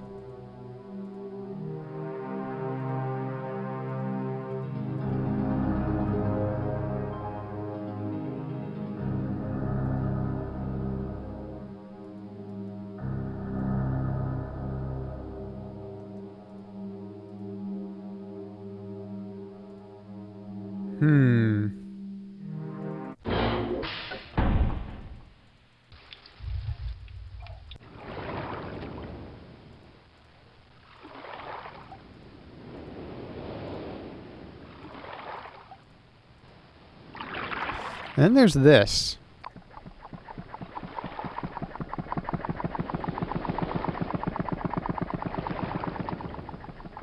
It almost sounds like it's some sort of motor or engine starting up or something. I don't know.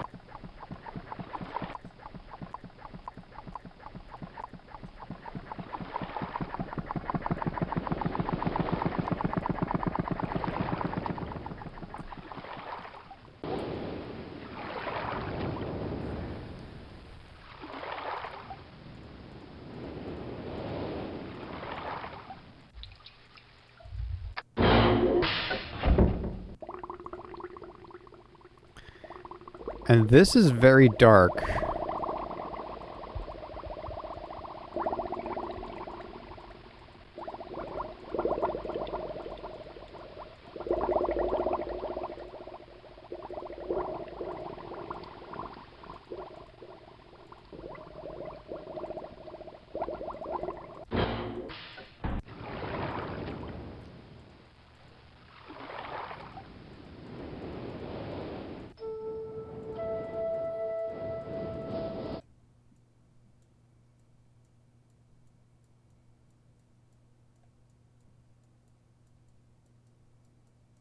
And up here is just this and this. I'm not getting... Can I move? I can't go up and down. It's just side to side.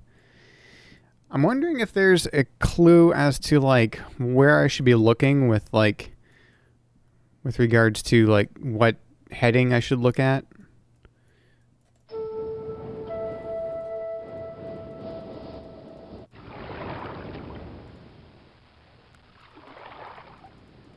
Oh, and this is flooded. So that's a different place?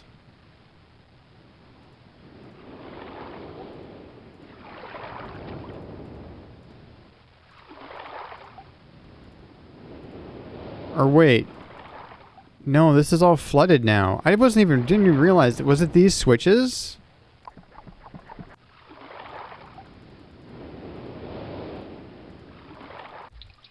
Yeah.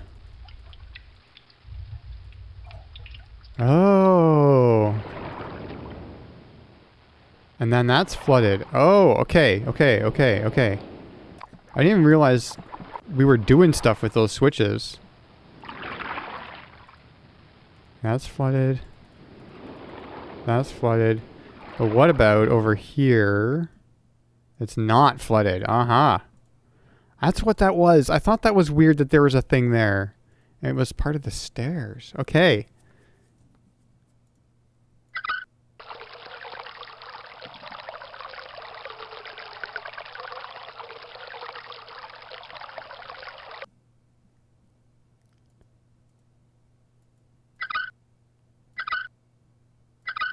Okay.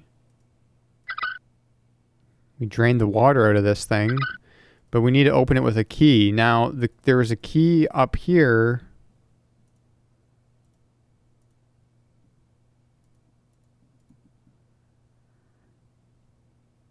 Oh, I bet you it'll float now.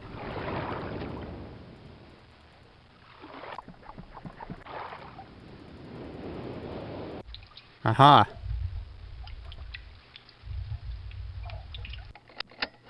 And then it's, okay.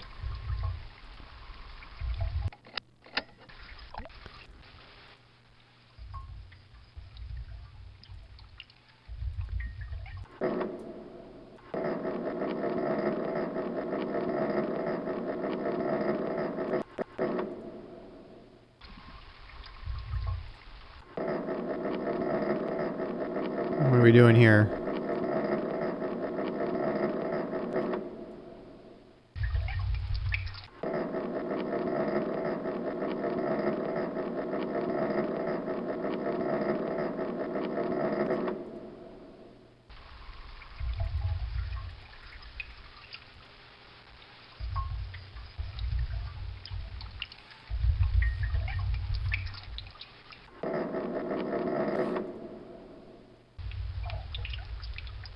There's these batteries. Did I charge the battery up? It looks like a generator.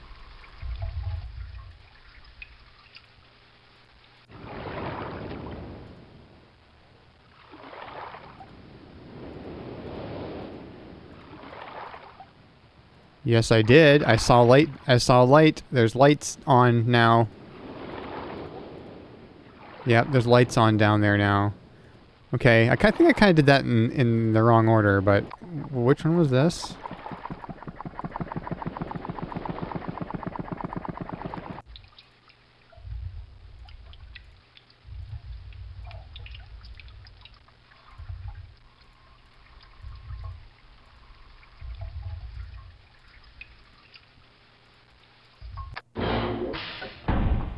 Yeah, okay. I mean, I got down here without turning the lights on.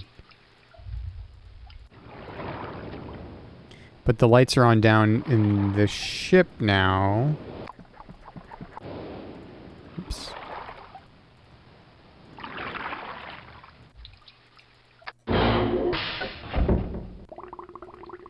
Or, well, okay, they're not on in the ship.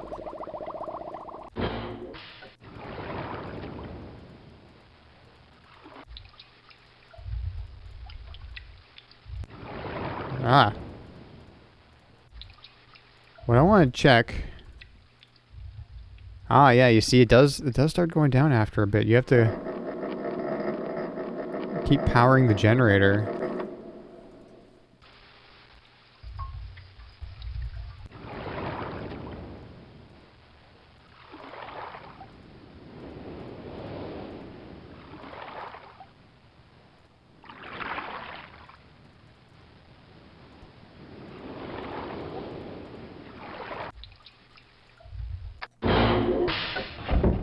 Okay.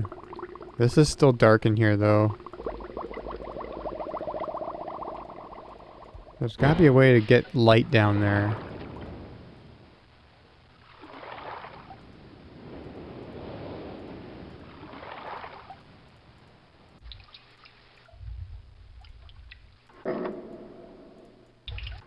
Yeah, it's basically still full. Okay.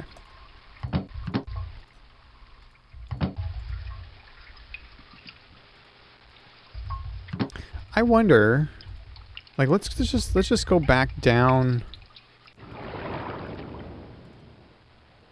Like, okay, here.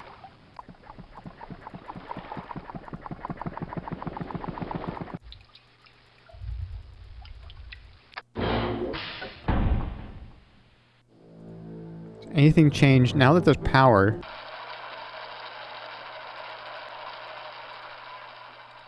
I don't know if anything will actually change in these rooms.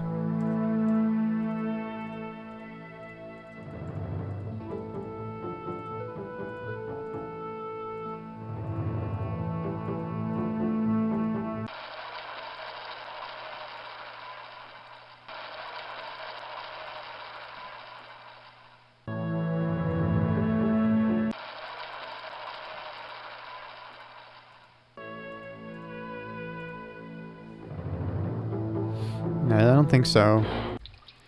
I should check the other room, though.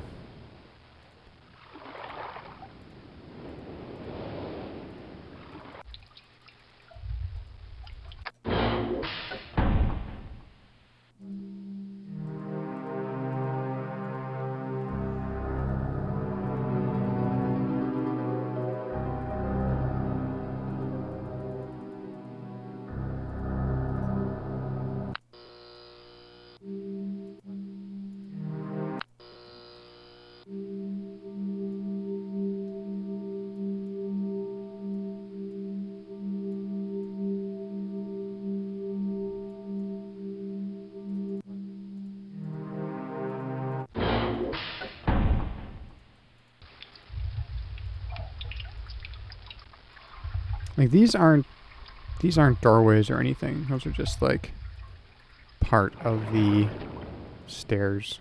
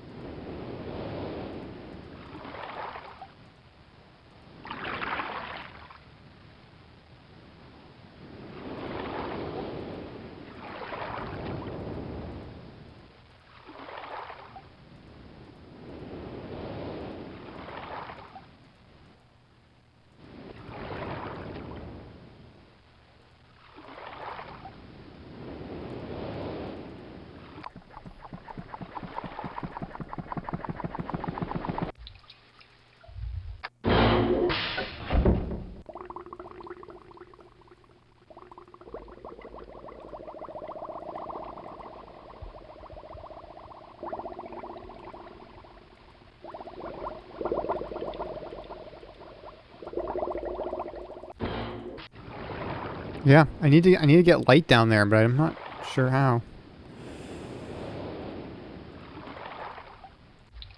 See how the batteries are doing. Yeah. They last a fair amount of time, I guess.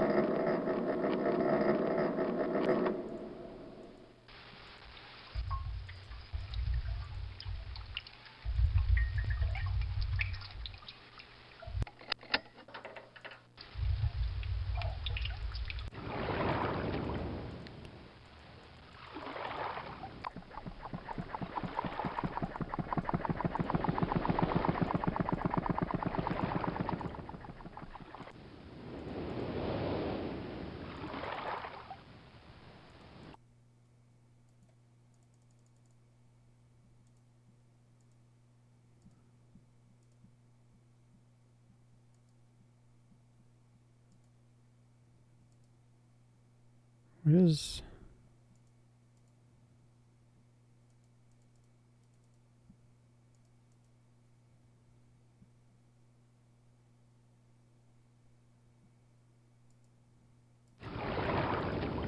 Okay, whatever.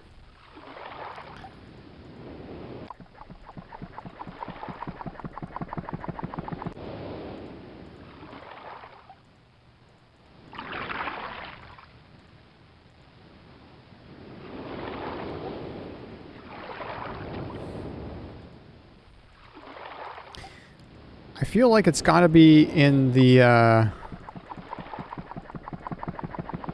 in one of these rooms down here. But I don't know what I'm missing.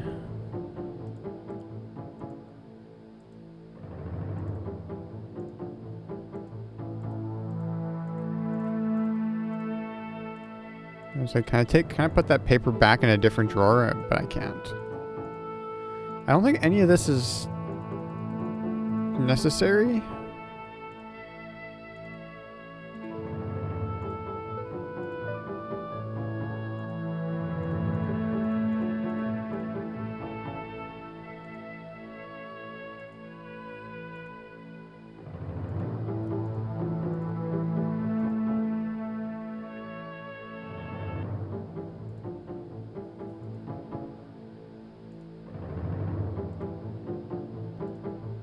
I don't know what to do with these is the thing.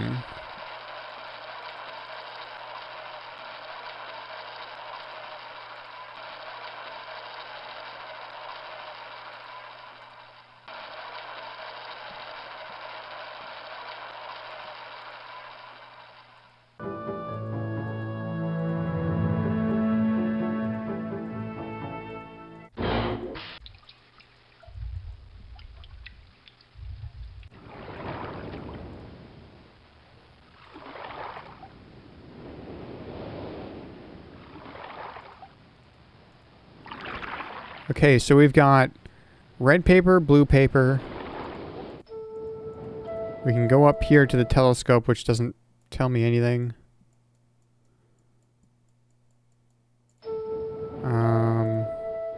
I bet you there's something to do with this, but I don't know what. I need another hint or clue.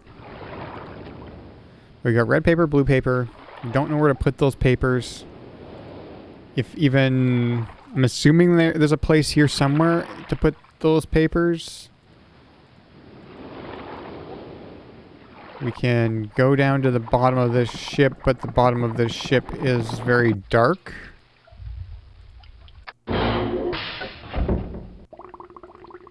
And there's a sound here.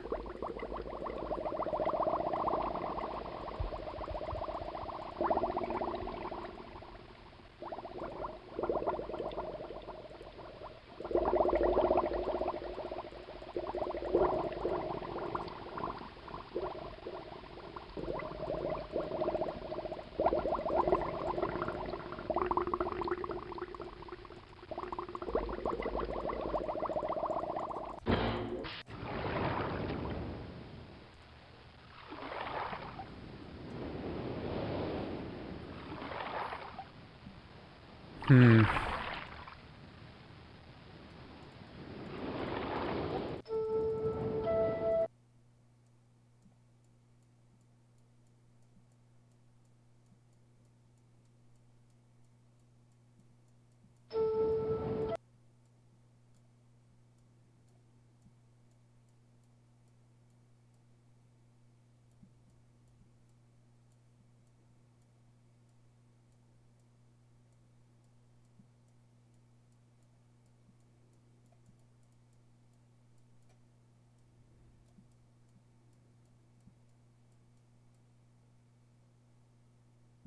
Oh.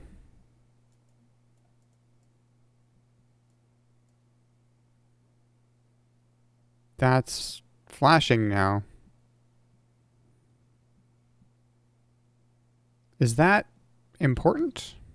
It seems like it would be, but is that just because I turned the generator on? Or not turn the generator on, just because I charged the batteries and turned the lights on? Is that why?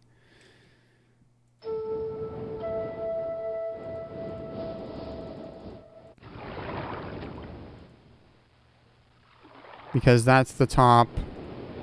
That's the top of that. So that makes sense. So that doesn't... I don't think that tells us any new information. Like... It's just the top of this.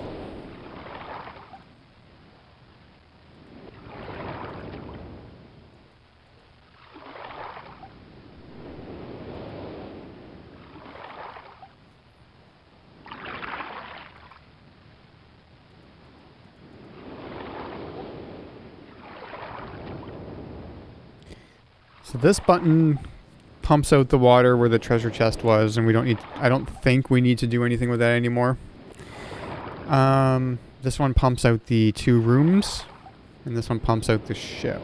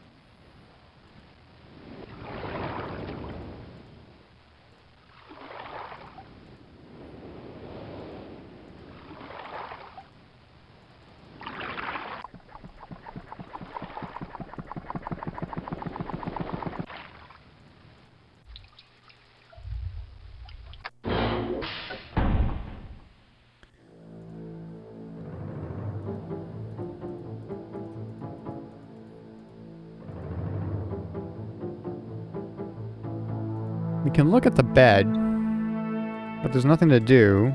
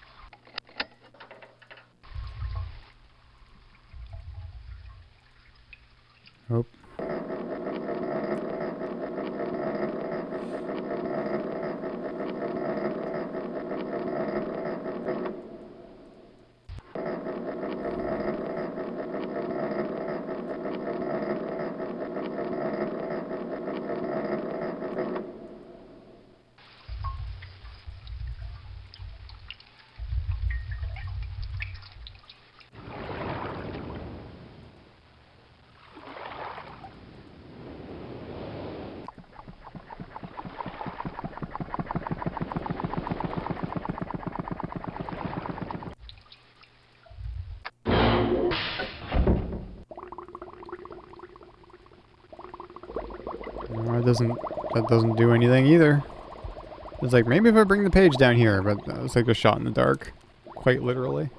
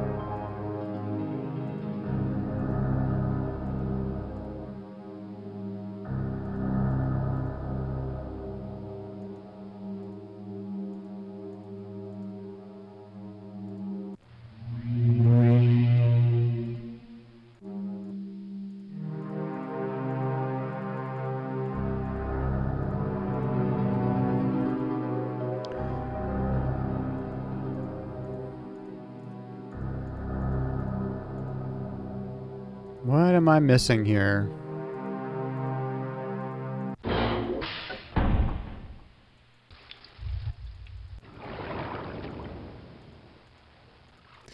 Is the only thing that's up here is to look at the...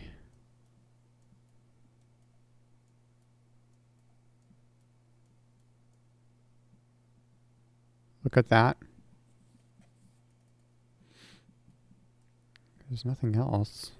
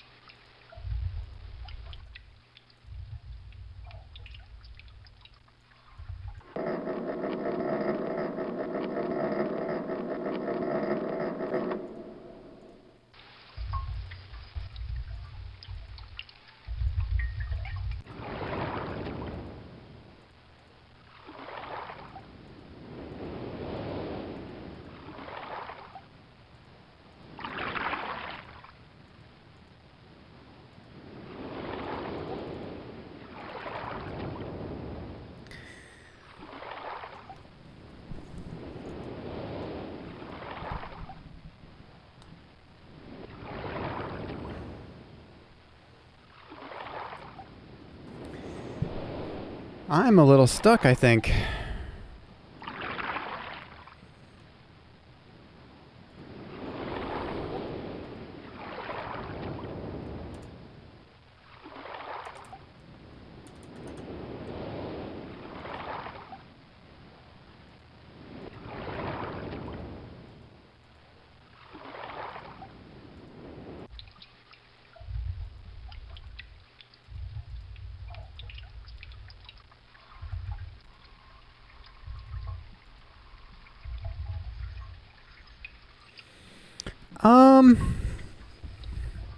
I don't know. So I've figured out, like, I'll tell you where I am.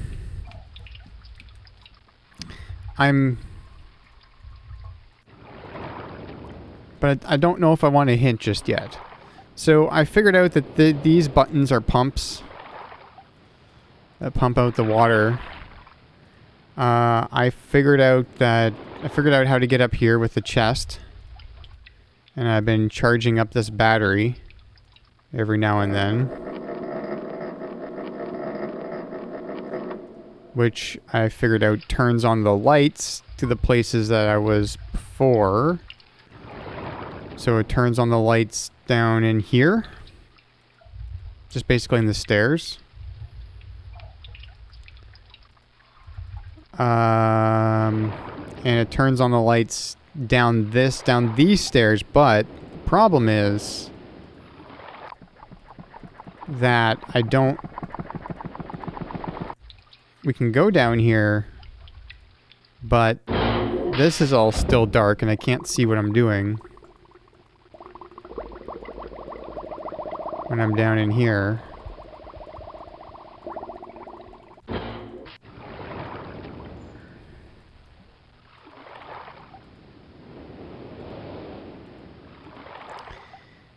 And I know if I go up here, and then I go and I look towards the, oops. If I look towards the, I don't know if it's a lighthouse or what. I don't know. Is this the lighthouse that was described in the book? I'm not sure, but this is flashing, but I think that's just because I have the battery charged. I mean, I could let the battery run out and see what happens and see if that turns off, but I would suspect that that would turn off then. So that's where I am, and I don't know. I know that there's red and blue pages down in these rooms, and in one of the rooms in the not the one with the not the one with the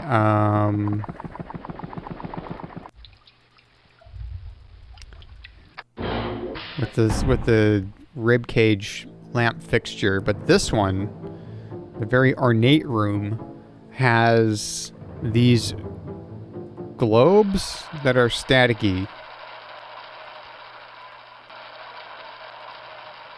And there's that one, and then there's this one. And I don't know what to do with those. I found this stuff, but it doesn't seem like there's anything to do with this stuff. There's this thing. Don't know what that does.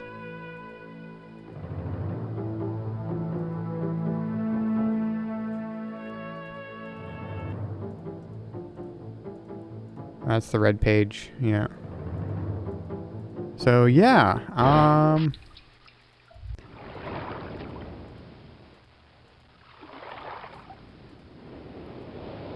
if I'm doing super well, then that's great. I am a little stuck, I feel like. So this room has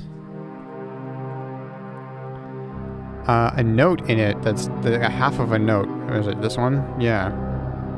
Marker, I'm thinking marker switch, an island or something. The vault is located something, the island of Achieveri.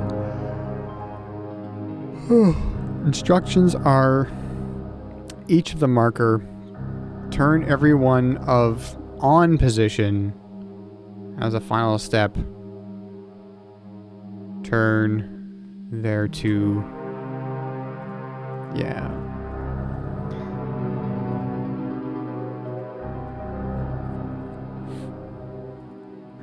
And then there's this thing.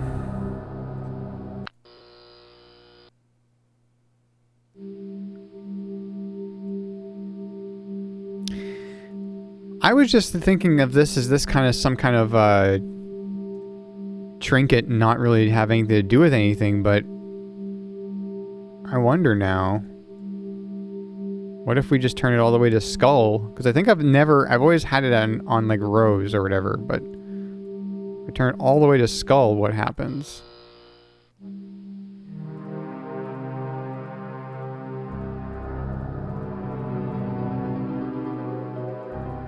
Anything here change? Game over and you die.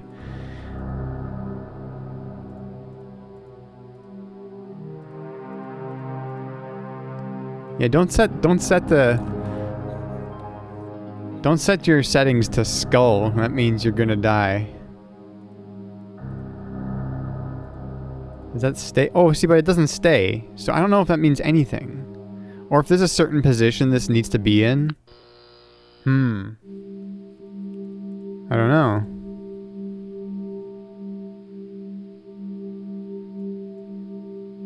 Nothing's indicated that I need to set this in any specific way.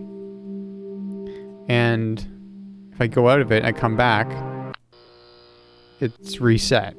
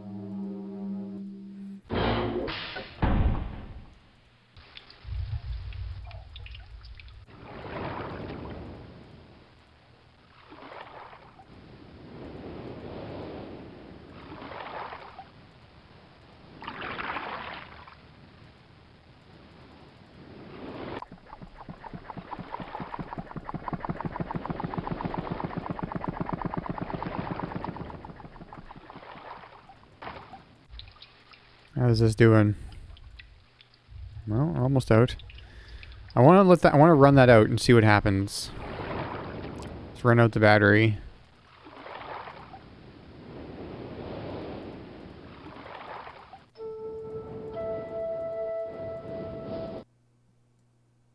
Like, this thing just doesn't seem very helpful.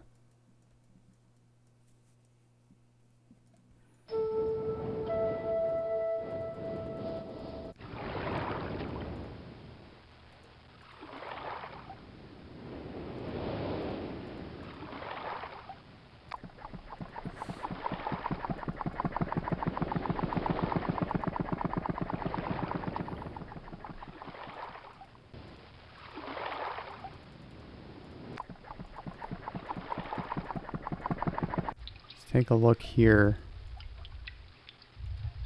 I don't know. Doesn't seem like... Also, it's weird. Like, this is obviously no longer a ship because that goes down way too far, right? Like, but then you go down that far and it feels like it's a ship again, sort of. But it does feel like you're underwater.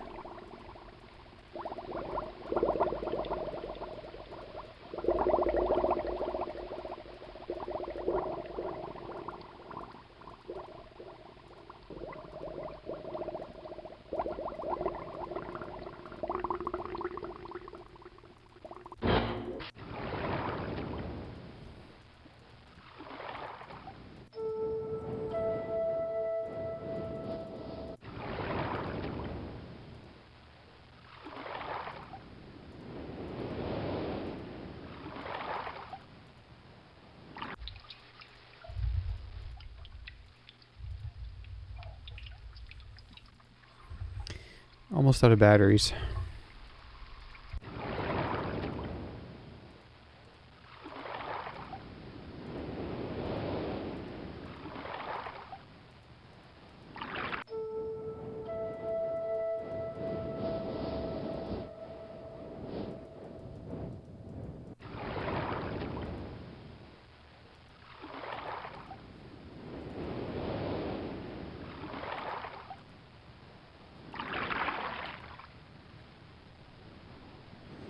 I thought I was getting somewhere when I got the lights on, but the lights on really, they only got the lights on down the staircases, and they didn't turn on the lights anywhere else. Because they were either already on, because we had gone down those dark staircases.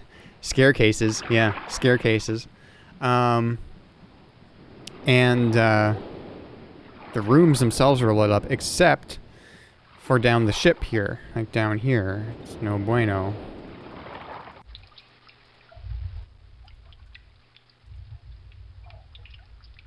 Oh, is it out? Is it out now?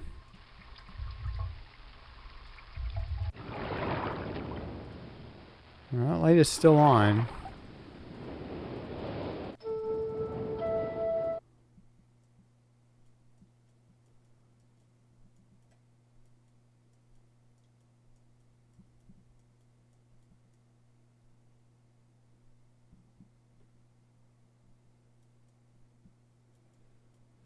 That's out now.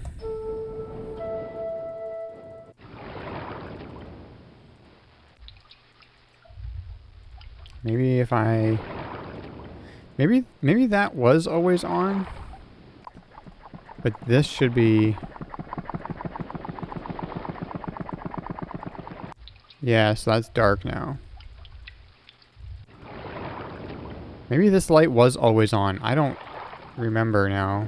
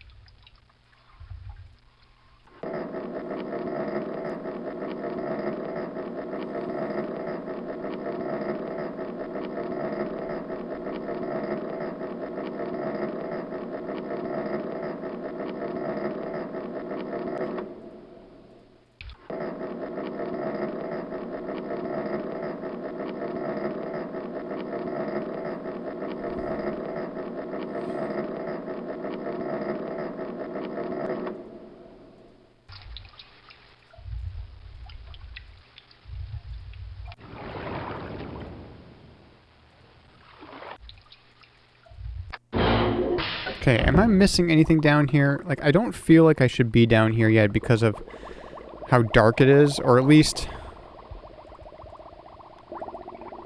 I do need to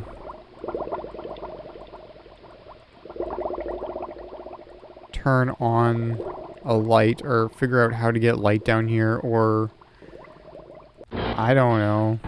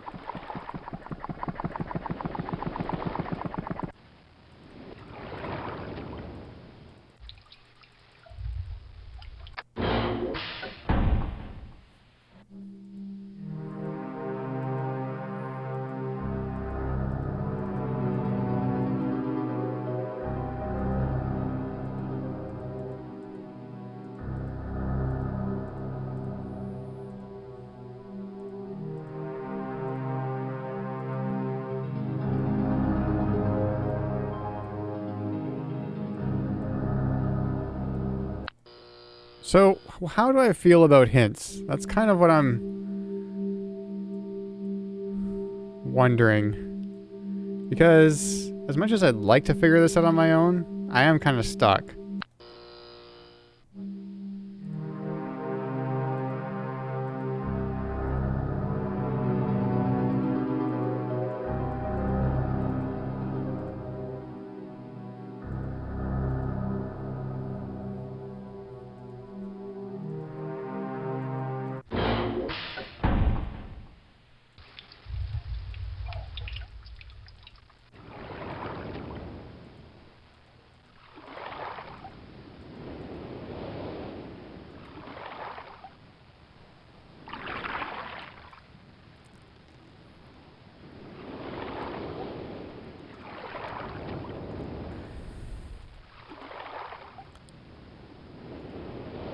I don't really understand what the point of the telescope is if it only tells you if the power is on.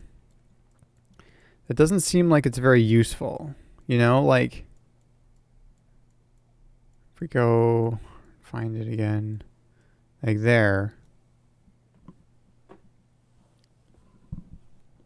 Like, if this is all it does, then what's the point of it?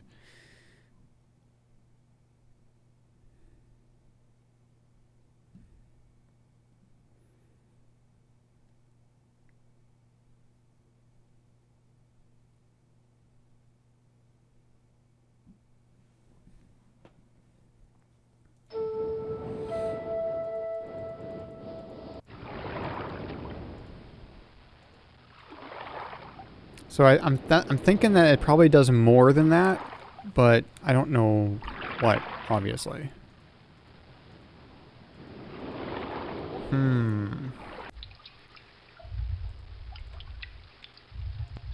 This was just empty now.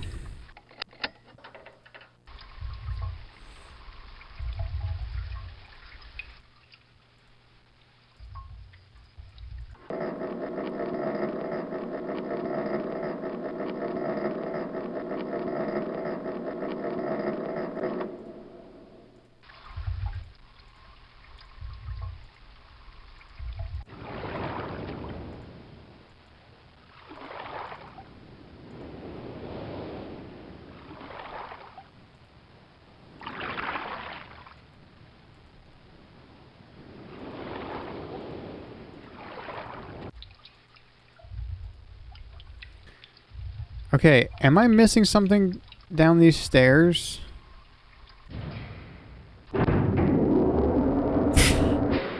Yep, I am.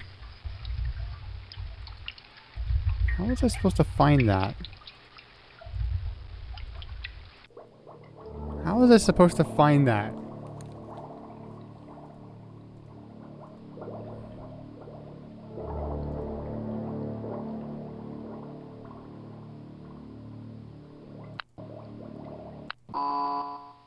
Oh.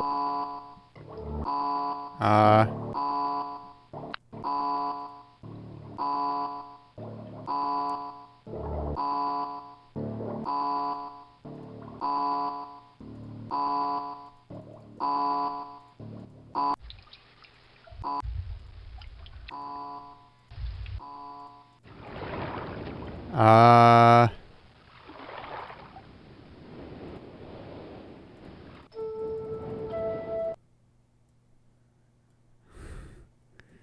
Okay.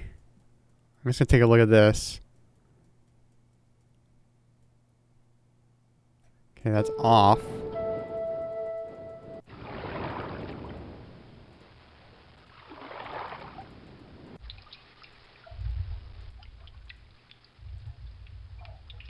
Oh, I drained all the power.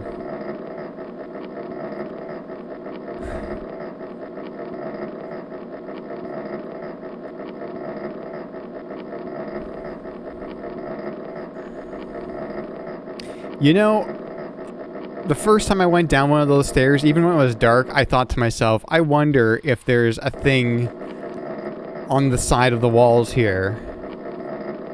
And, there was.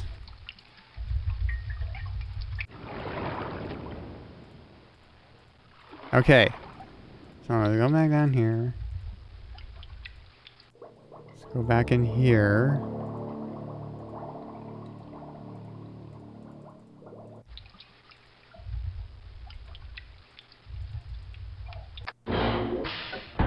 Okay, so that just goes through the... Just goes through here. Okay, so what the heck?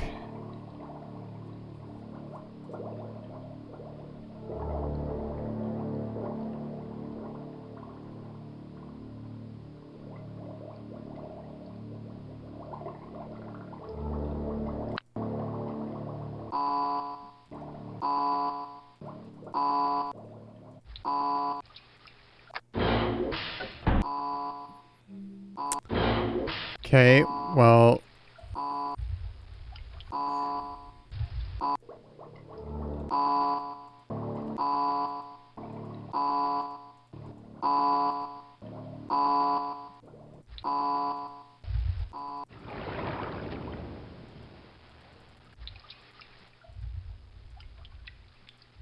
So that just like immediately drains all the battery.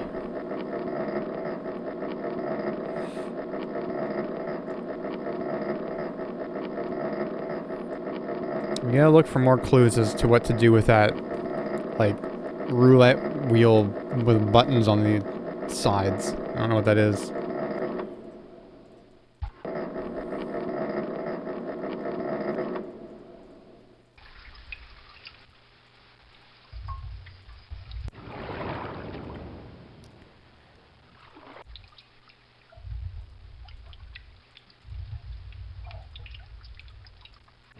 Right.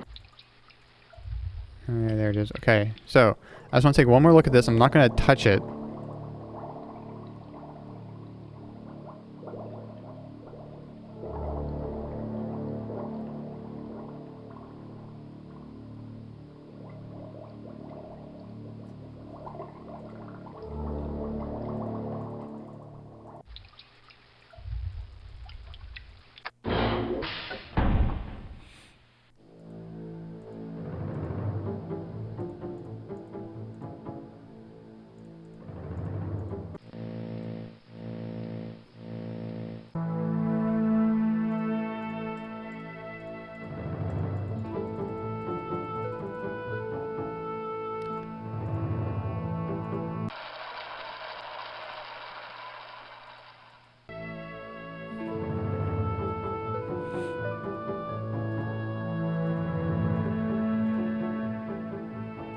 Okay, we got the red page.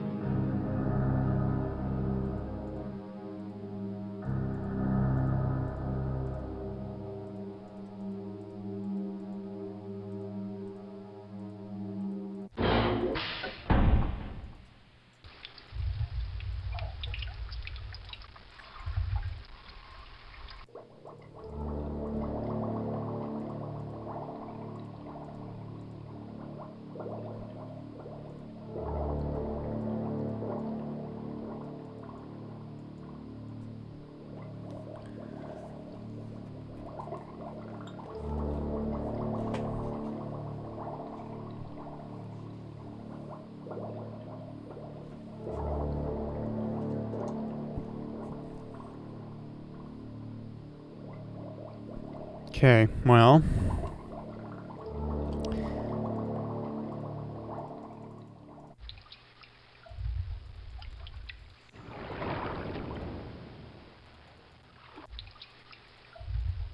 Any clue as to what to do with that? Anywhere.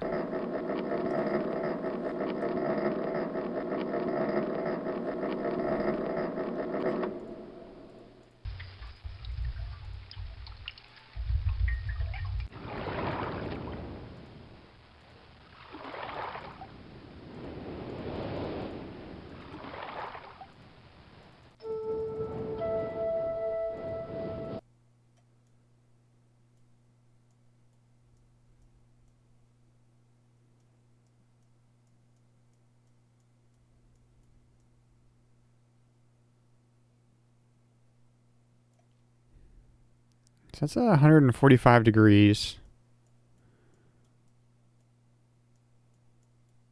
I don't know if that means anything.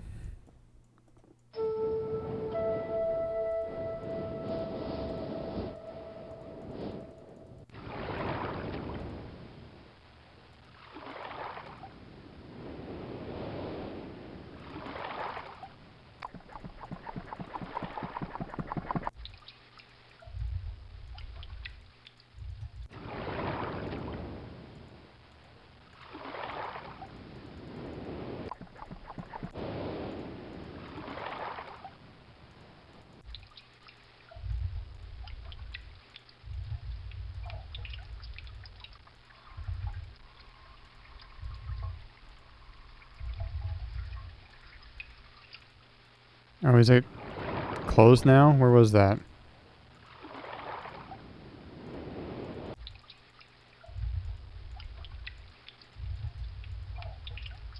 Oh, hang on. Yeah, see that has a little square or something on it? I didn't even see that when I clicked on it. I just clicked on it, like kind of like, oh, I'll just try clicking on this thing. There's nothing else. Okay.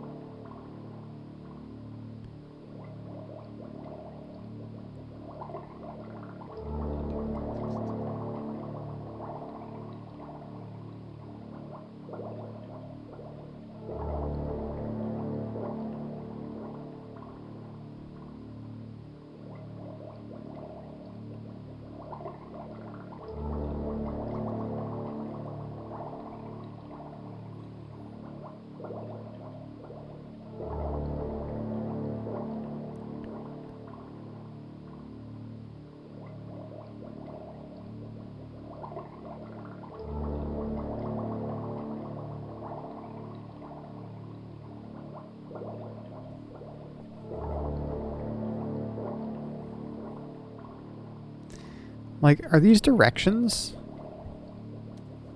There's... I don't know if this is right. It kind of feels not right, but...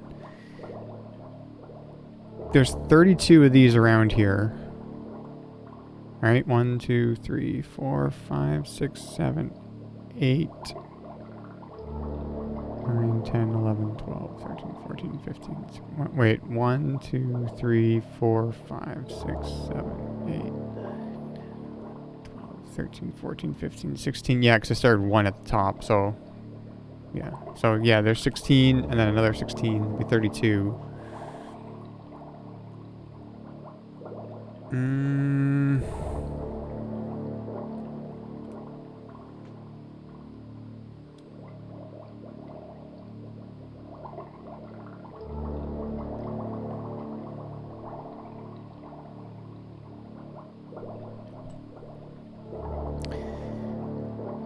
Because the compass was like... If this is like a compass...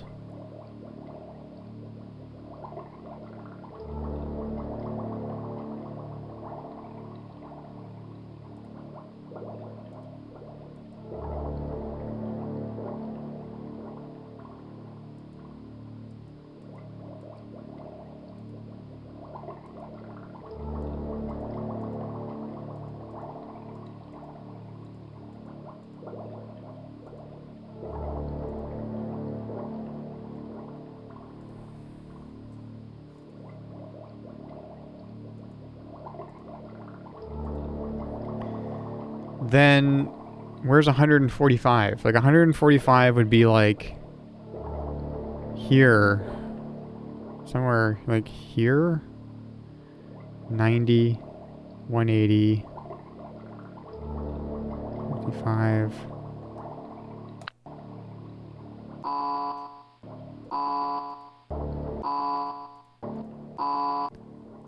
Yeah, I don't think that was right.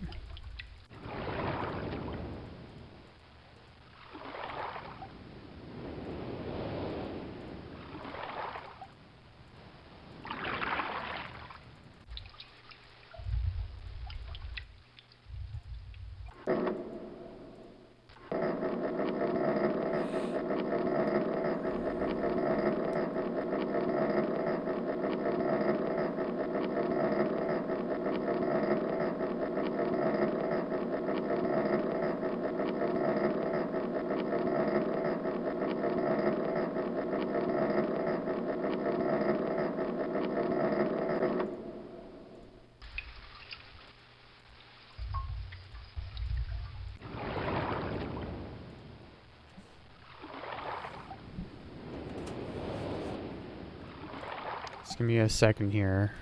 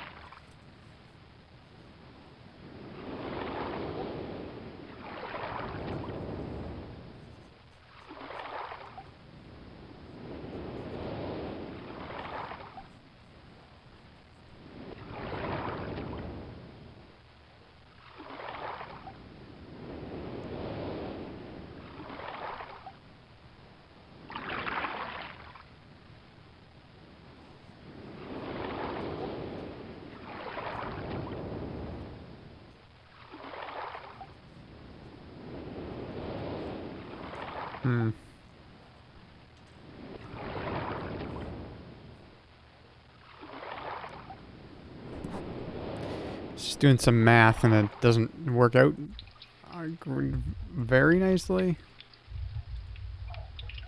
So I don't think that's right.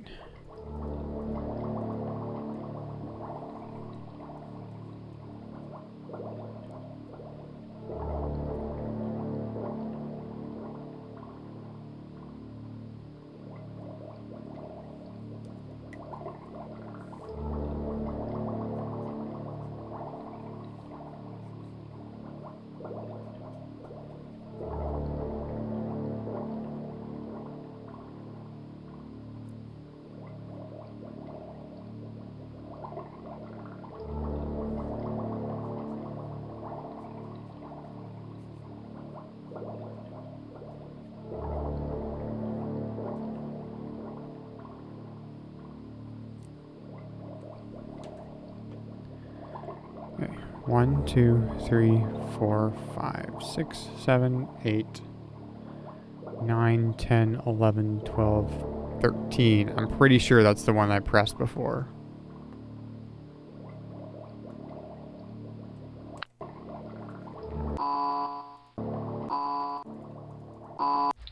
I was just kind of working out where approximately 145 degrees would be on there. And that didn't seem to work. And the reason 145 was because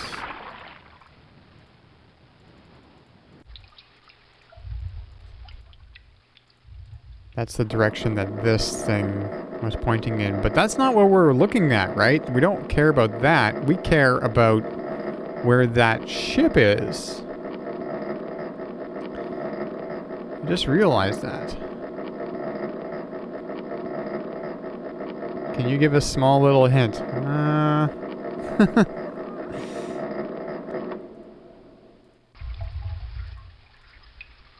Am I onto? I'll ask this. Am I onto something with the direction and pushing a button on the right in the right direction of that thing?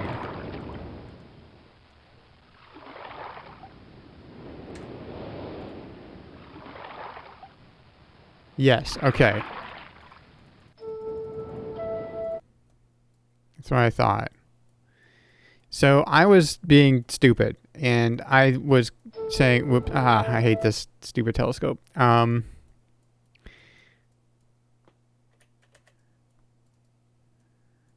And I had, okay. So there's ship.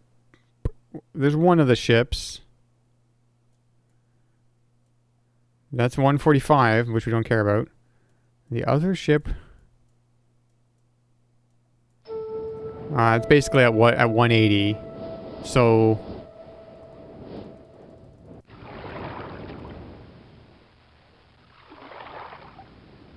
is it 145? Well, the number that I was doing was wrong because I was pointing it at the... I keep clicking outside the thing. The heading I was doing was wrong because... At least I think it was wrong. Because this is at... Oh, it's 135. Okay. Okay, but... So is...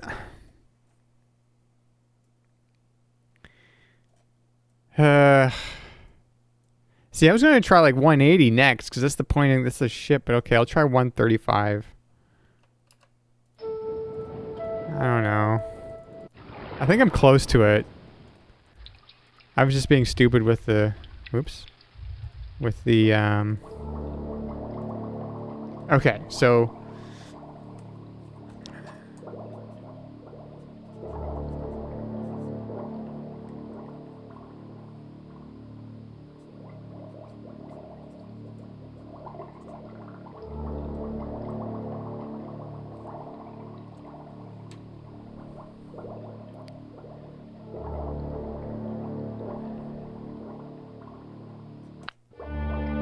Okay. That doesn't make sense to me now that I think about it, but that's what I was trying to do. Except I was getting 145. Because I read it backwards. And it wasn't 145, it was 135. Okay. Alright.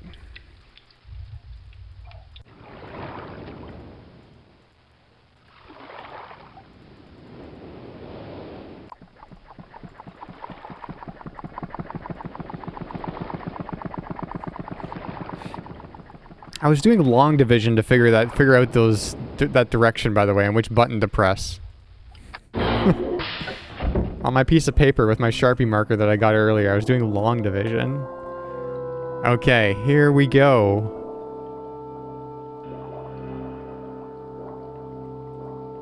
Yeah, I just read it wrong. I was like, that's 145 because it's between 130 and 140. That's 145, right? No, I'm being an idiot. 135.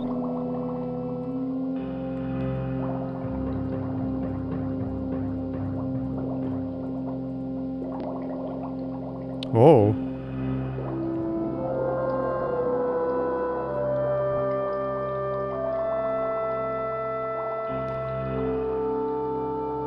Do I want to do this? Probably. Let's do it. Oh, whoops.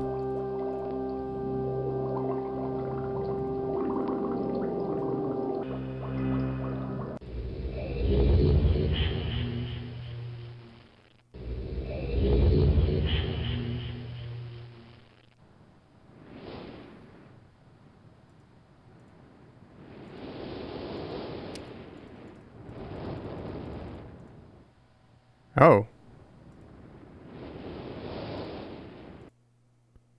Okay. Wait, was it what? Okay, well, okay, we're back here now.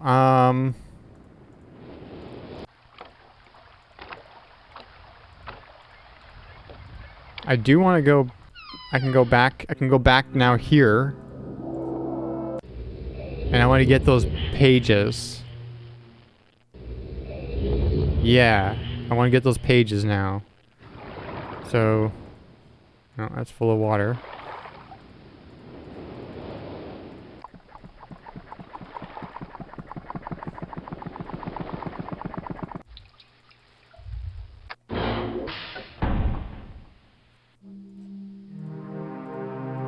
Like, is this how we do it?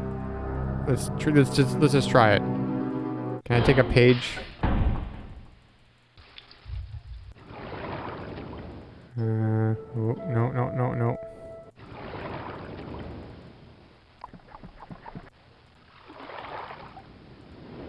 Is this gonna be still lit? Nope. It is not. Oh boy, okay.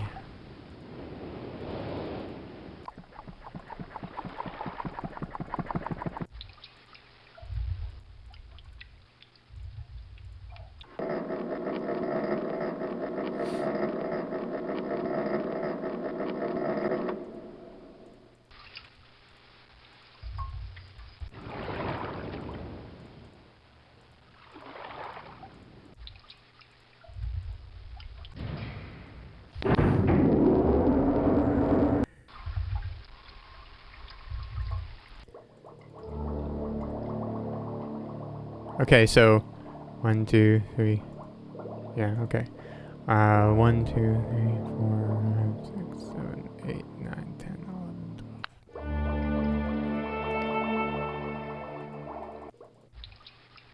Page carrying mechanics are the most tedious part of the game.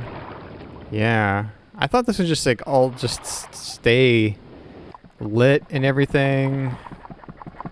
But no.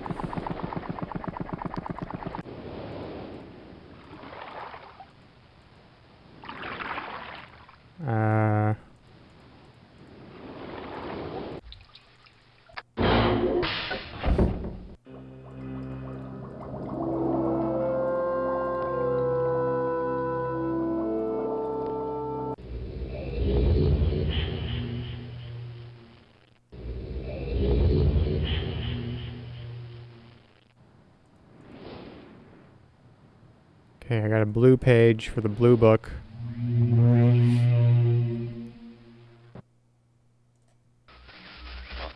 He's returned. He wouldn't return.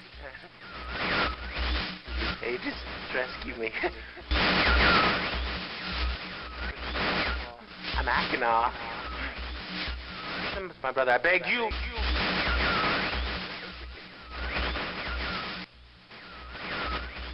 To be complete. Always blue pages. Listen to him. Not listen to my brother. An egotistical fool and a liar. Bring me the blue pages. Not the red ones. Don't bring the red ones. Don't bring the red ones. You. I've been wrongfully imprisoned. You must.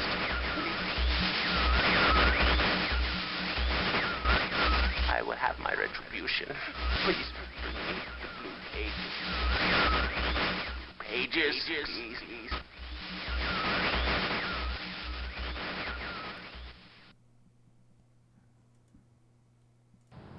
Well, blue page book guy doesn't want me to bring the red pages. Well, there's a blue book and then there's a red book. But then there's like this whole game is books. Cuz then there's this, like there's these books to these other worlds.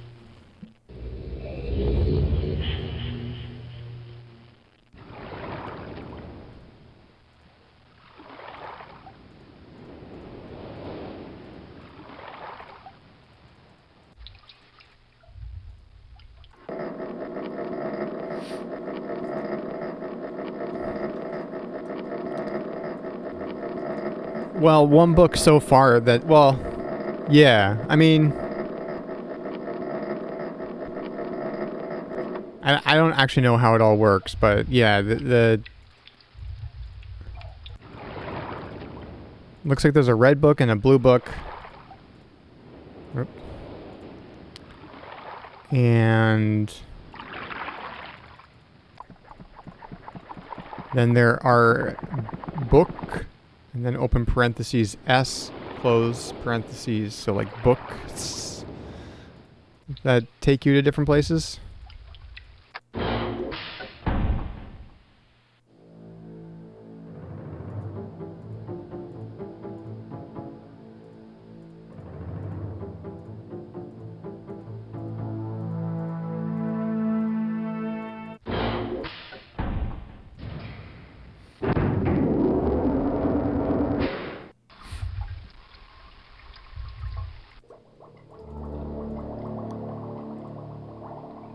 Uh, 1, 2, 3, 4, 5, 6, 7, 8, 9, 10, 12. Okay, with the red one, the red thing.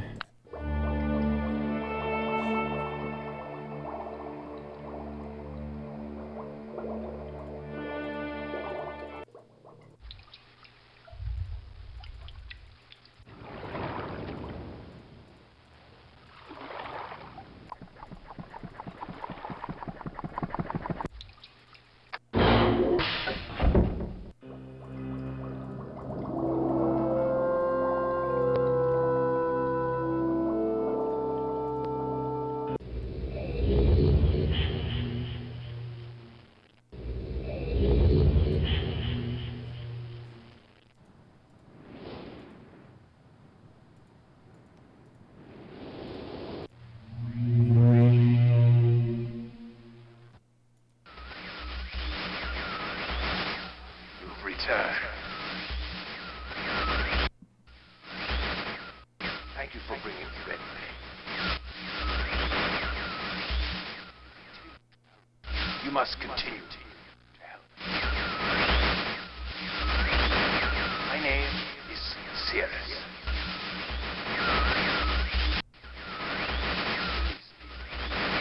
I beg you to find the remaining red pages. You must release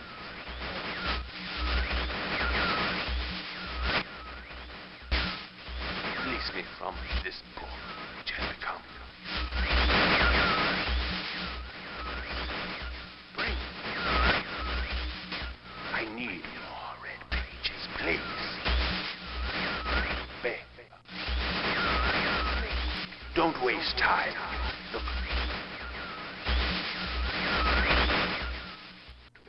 Don't. Brother. My brother is guilty.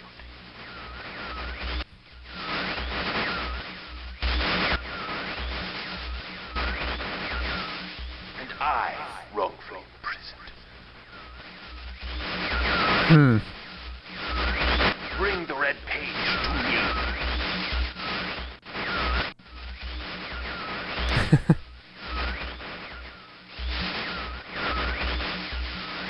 Remember reading the entire Wikipedia page for page entry from Myst.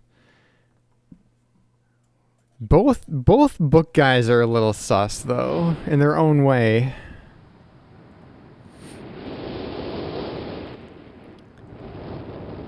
Okay, I want to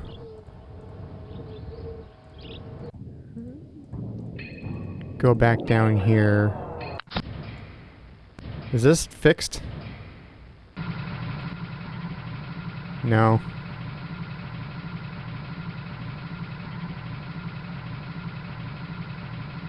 Oh. Is that who they are, Quinn?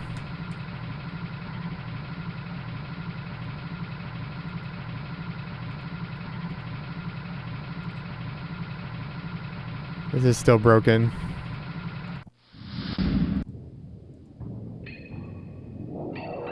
One of them did say they were serious. Okay. They said their names. I missed it then. Okay, that's fine. Oh. I did not know this was a place.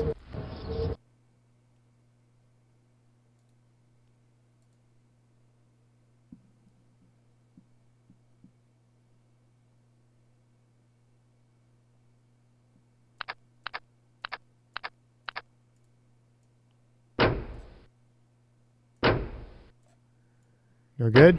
Okay.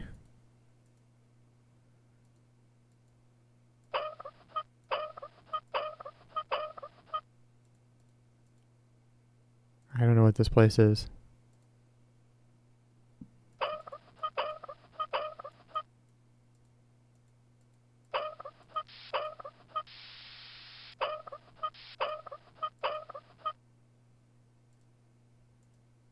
I tried 221 because that was a clue, but that was only half of the clue. Okay.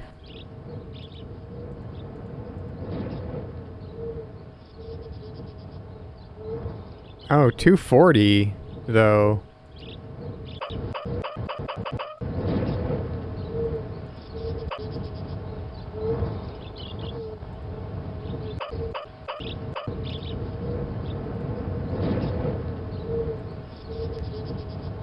That's 25, 30, 35, 40.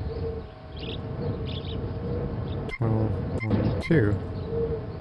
240.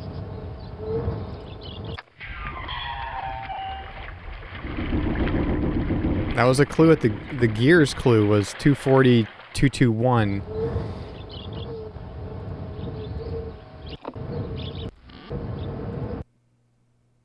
Oh, here we go.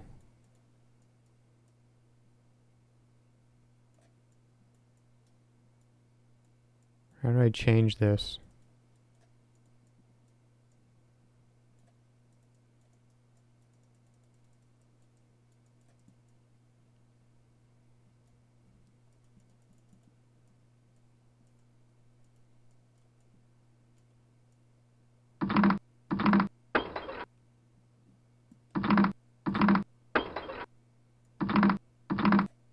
Oh.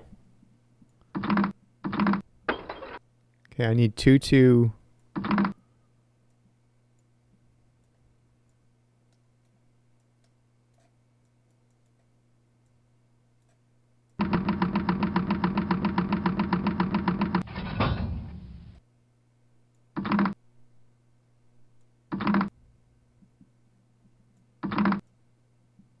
Two, 2, 1.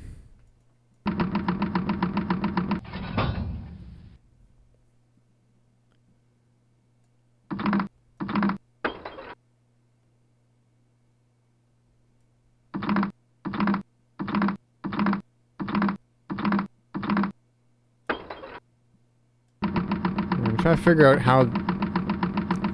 how this actually all works. So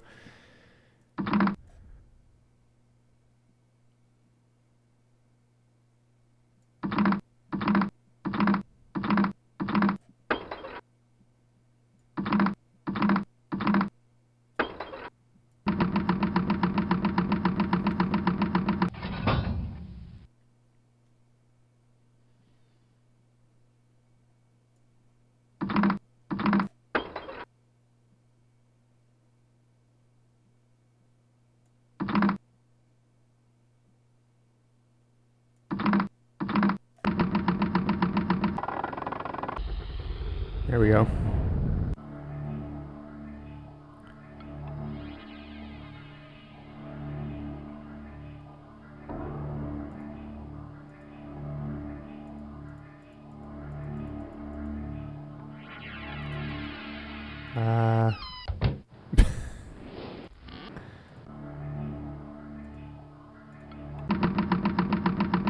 Oh, that just reset it?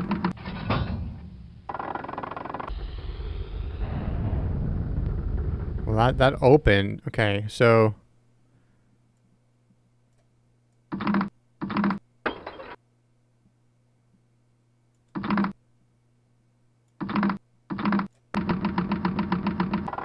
it's not really that hard once you get the hang of it, but what do I do with this?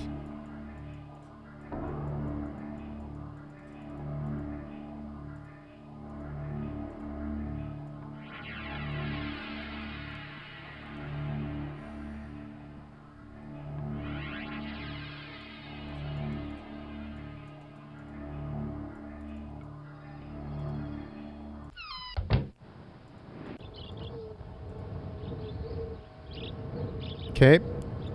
Don't know what I did there, but fine.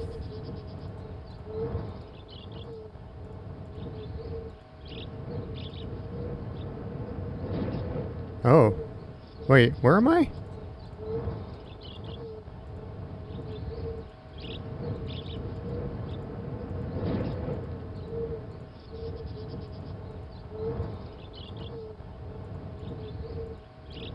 Uh...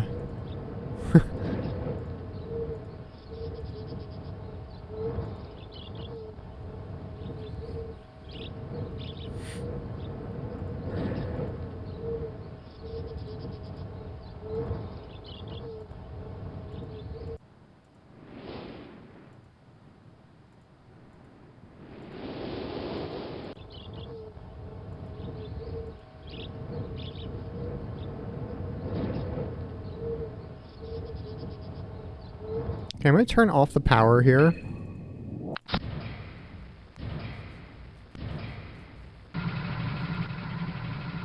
Okay, remember this pattern.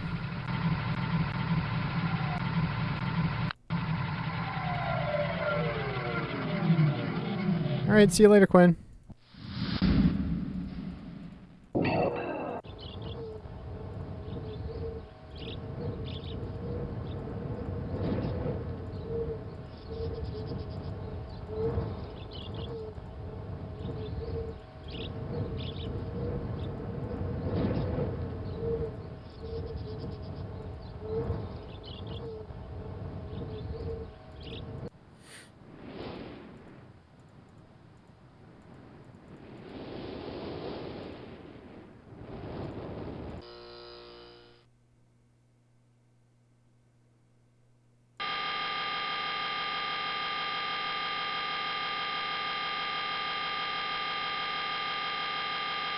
Oh, okay. We should get another clue here on that one.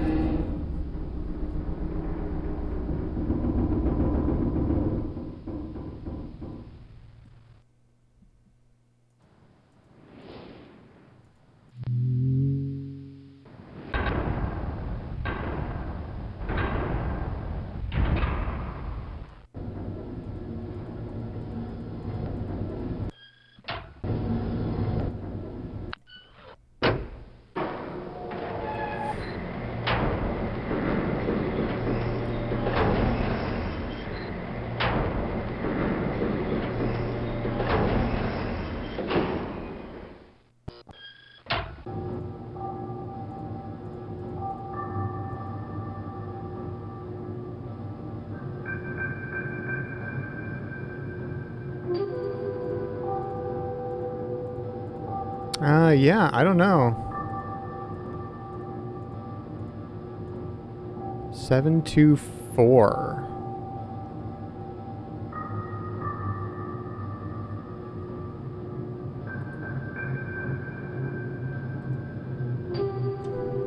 Let me just write this clue down. I don't even know what this is pointing to.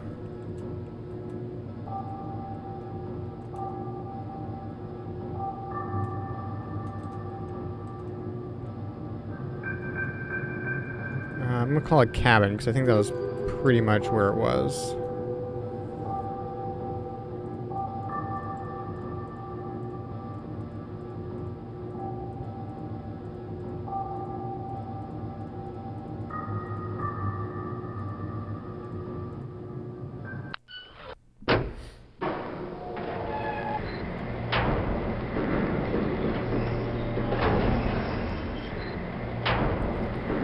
I was just thinking how much slower this game would be playing on the Sega Saturn, because every time I moved on the Sega Saturn, it did like this dissolve transition. So movement was a lot slower.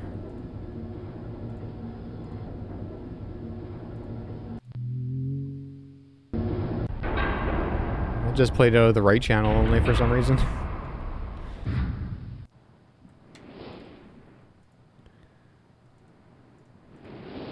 Alright, let's go there.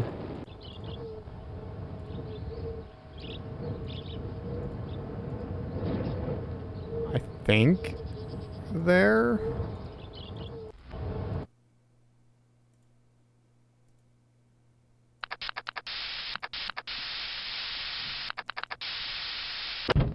Uh-huh.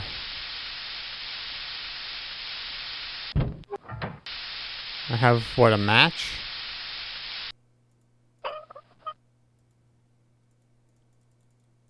Oh, is this like a boiler or something?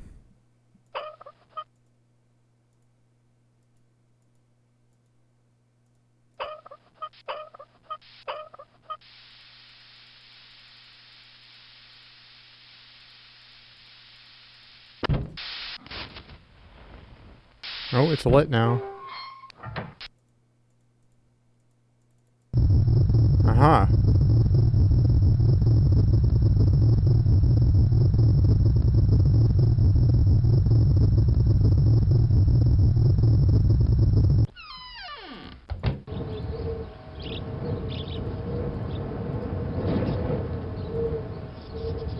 Not sure what that does.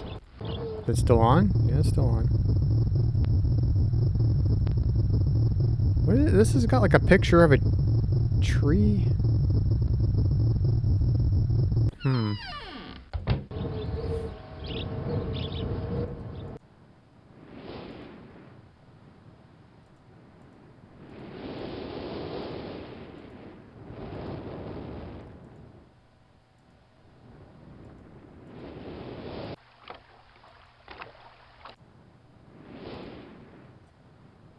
Oh, I often click when on a thing where I don't mean to. Oh, this is oh. Oh. Cuz we opened it with the in the clock tower thing. That was a representation of this gear. I didn't catch on to that. Okay.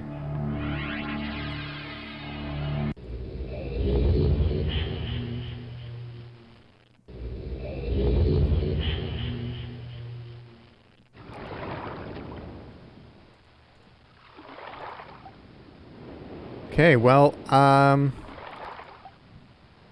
it's almost 5, so I gotta go eat and then get ready for some things I got planned for tonight. So, thanks for watching, everyone. This has been fun figuring this out. I didn't, you know, throughout the years of knowing about this game, I didn't realize that I would actually enjoy it this much. So, yeah, it's a nice chill afternoon.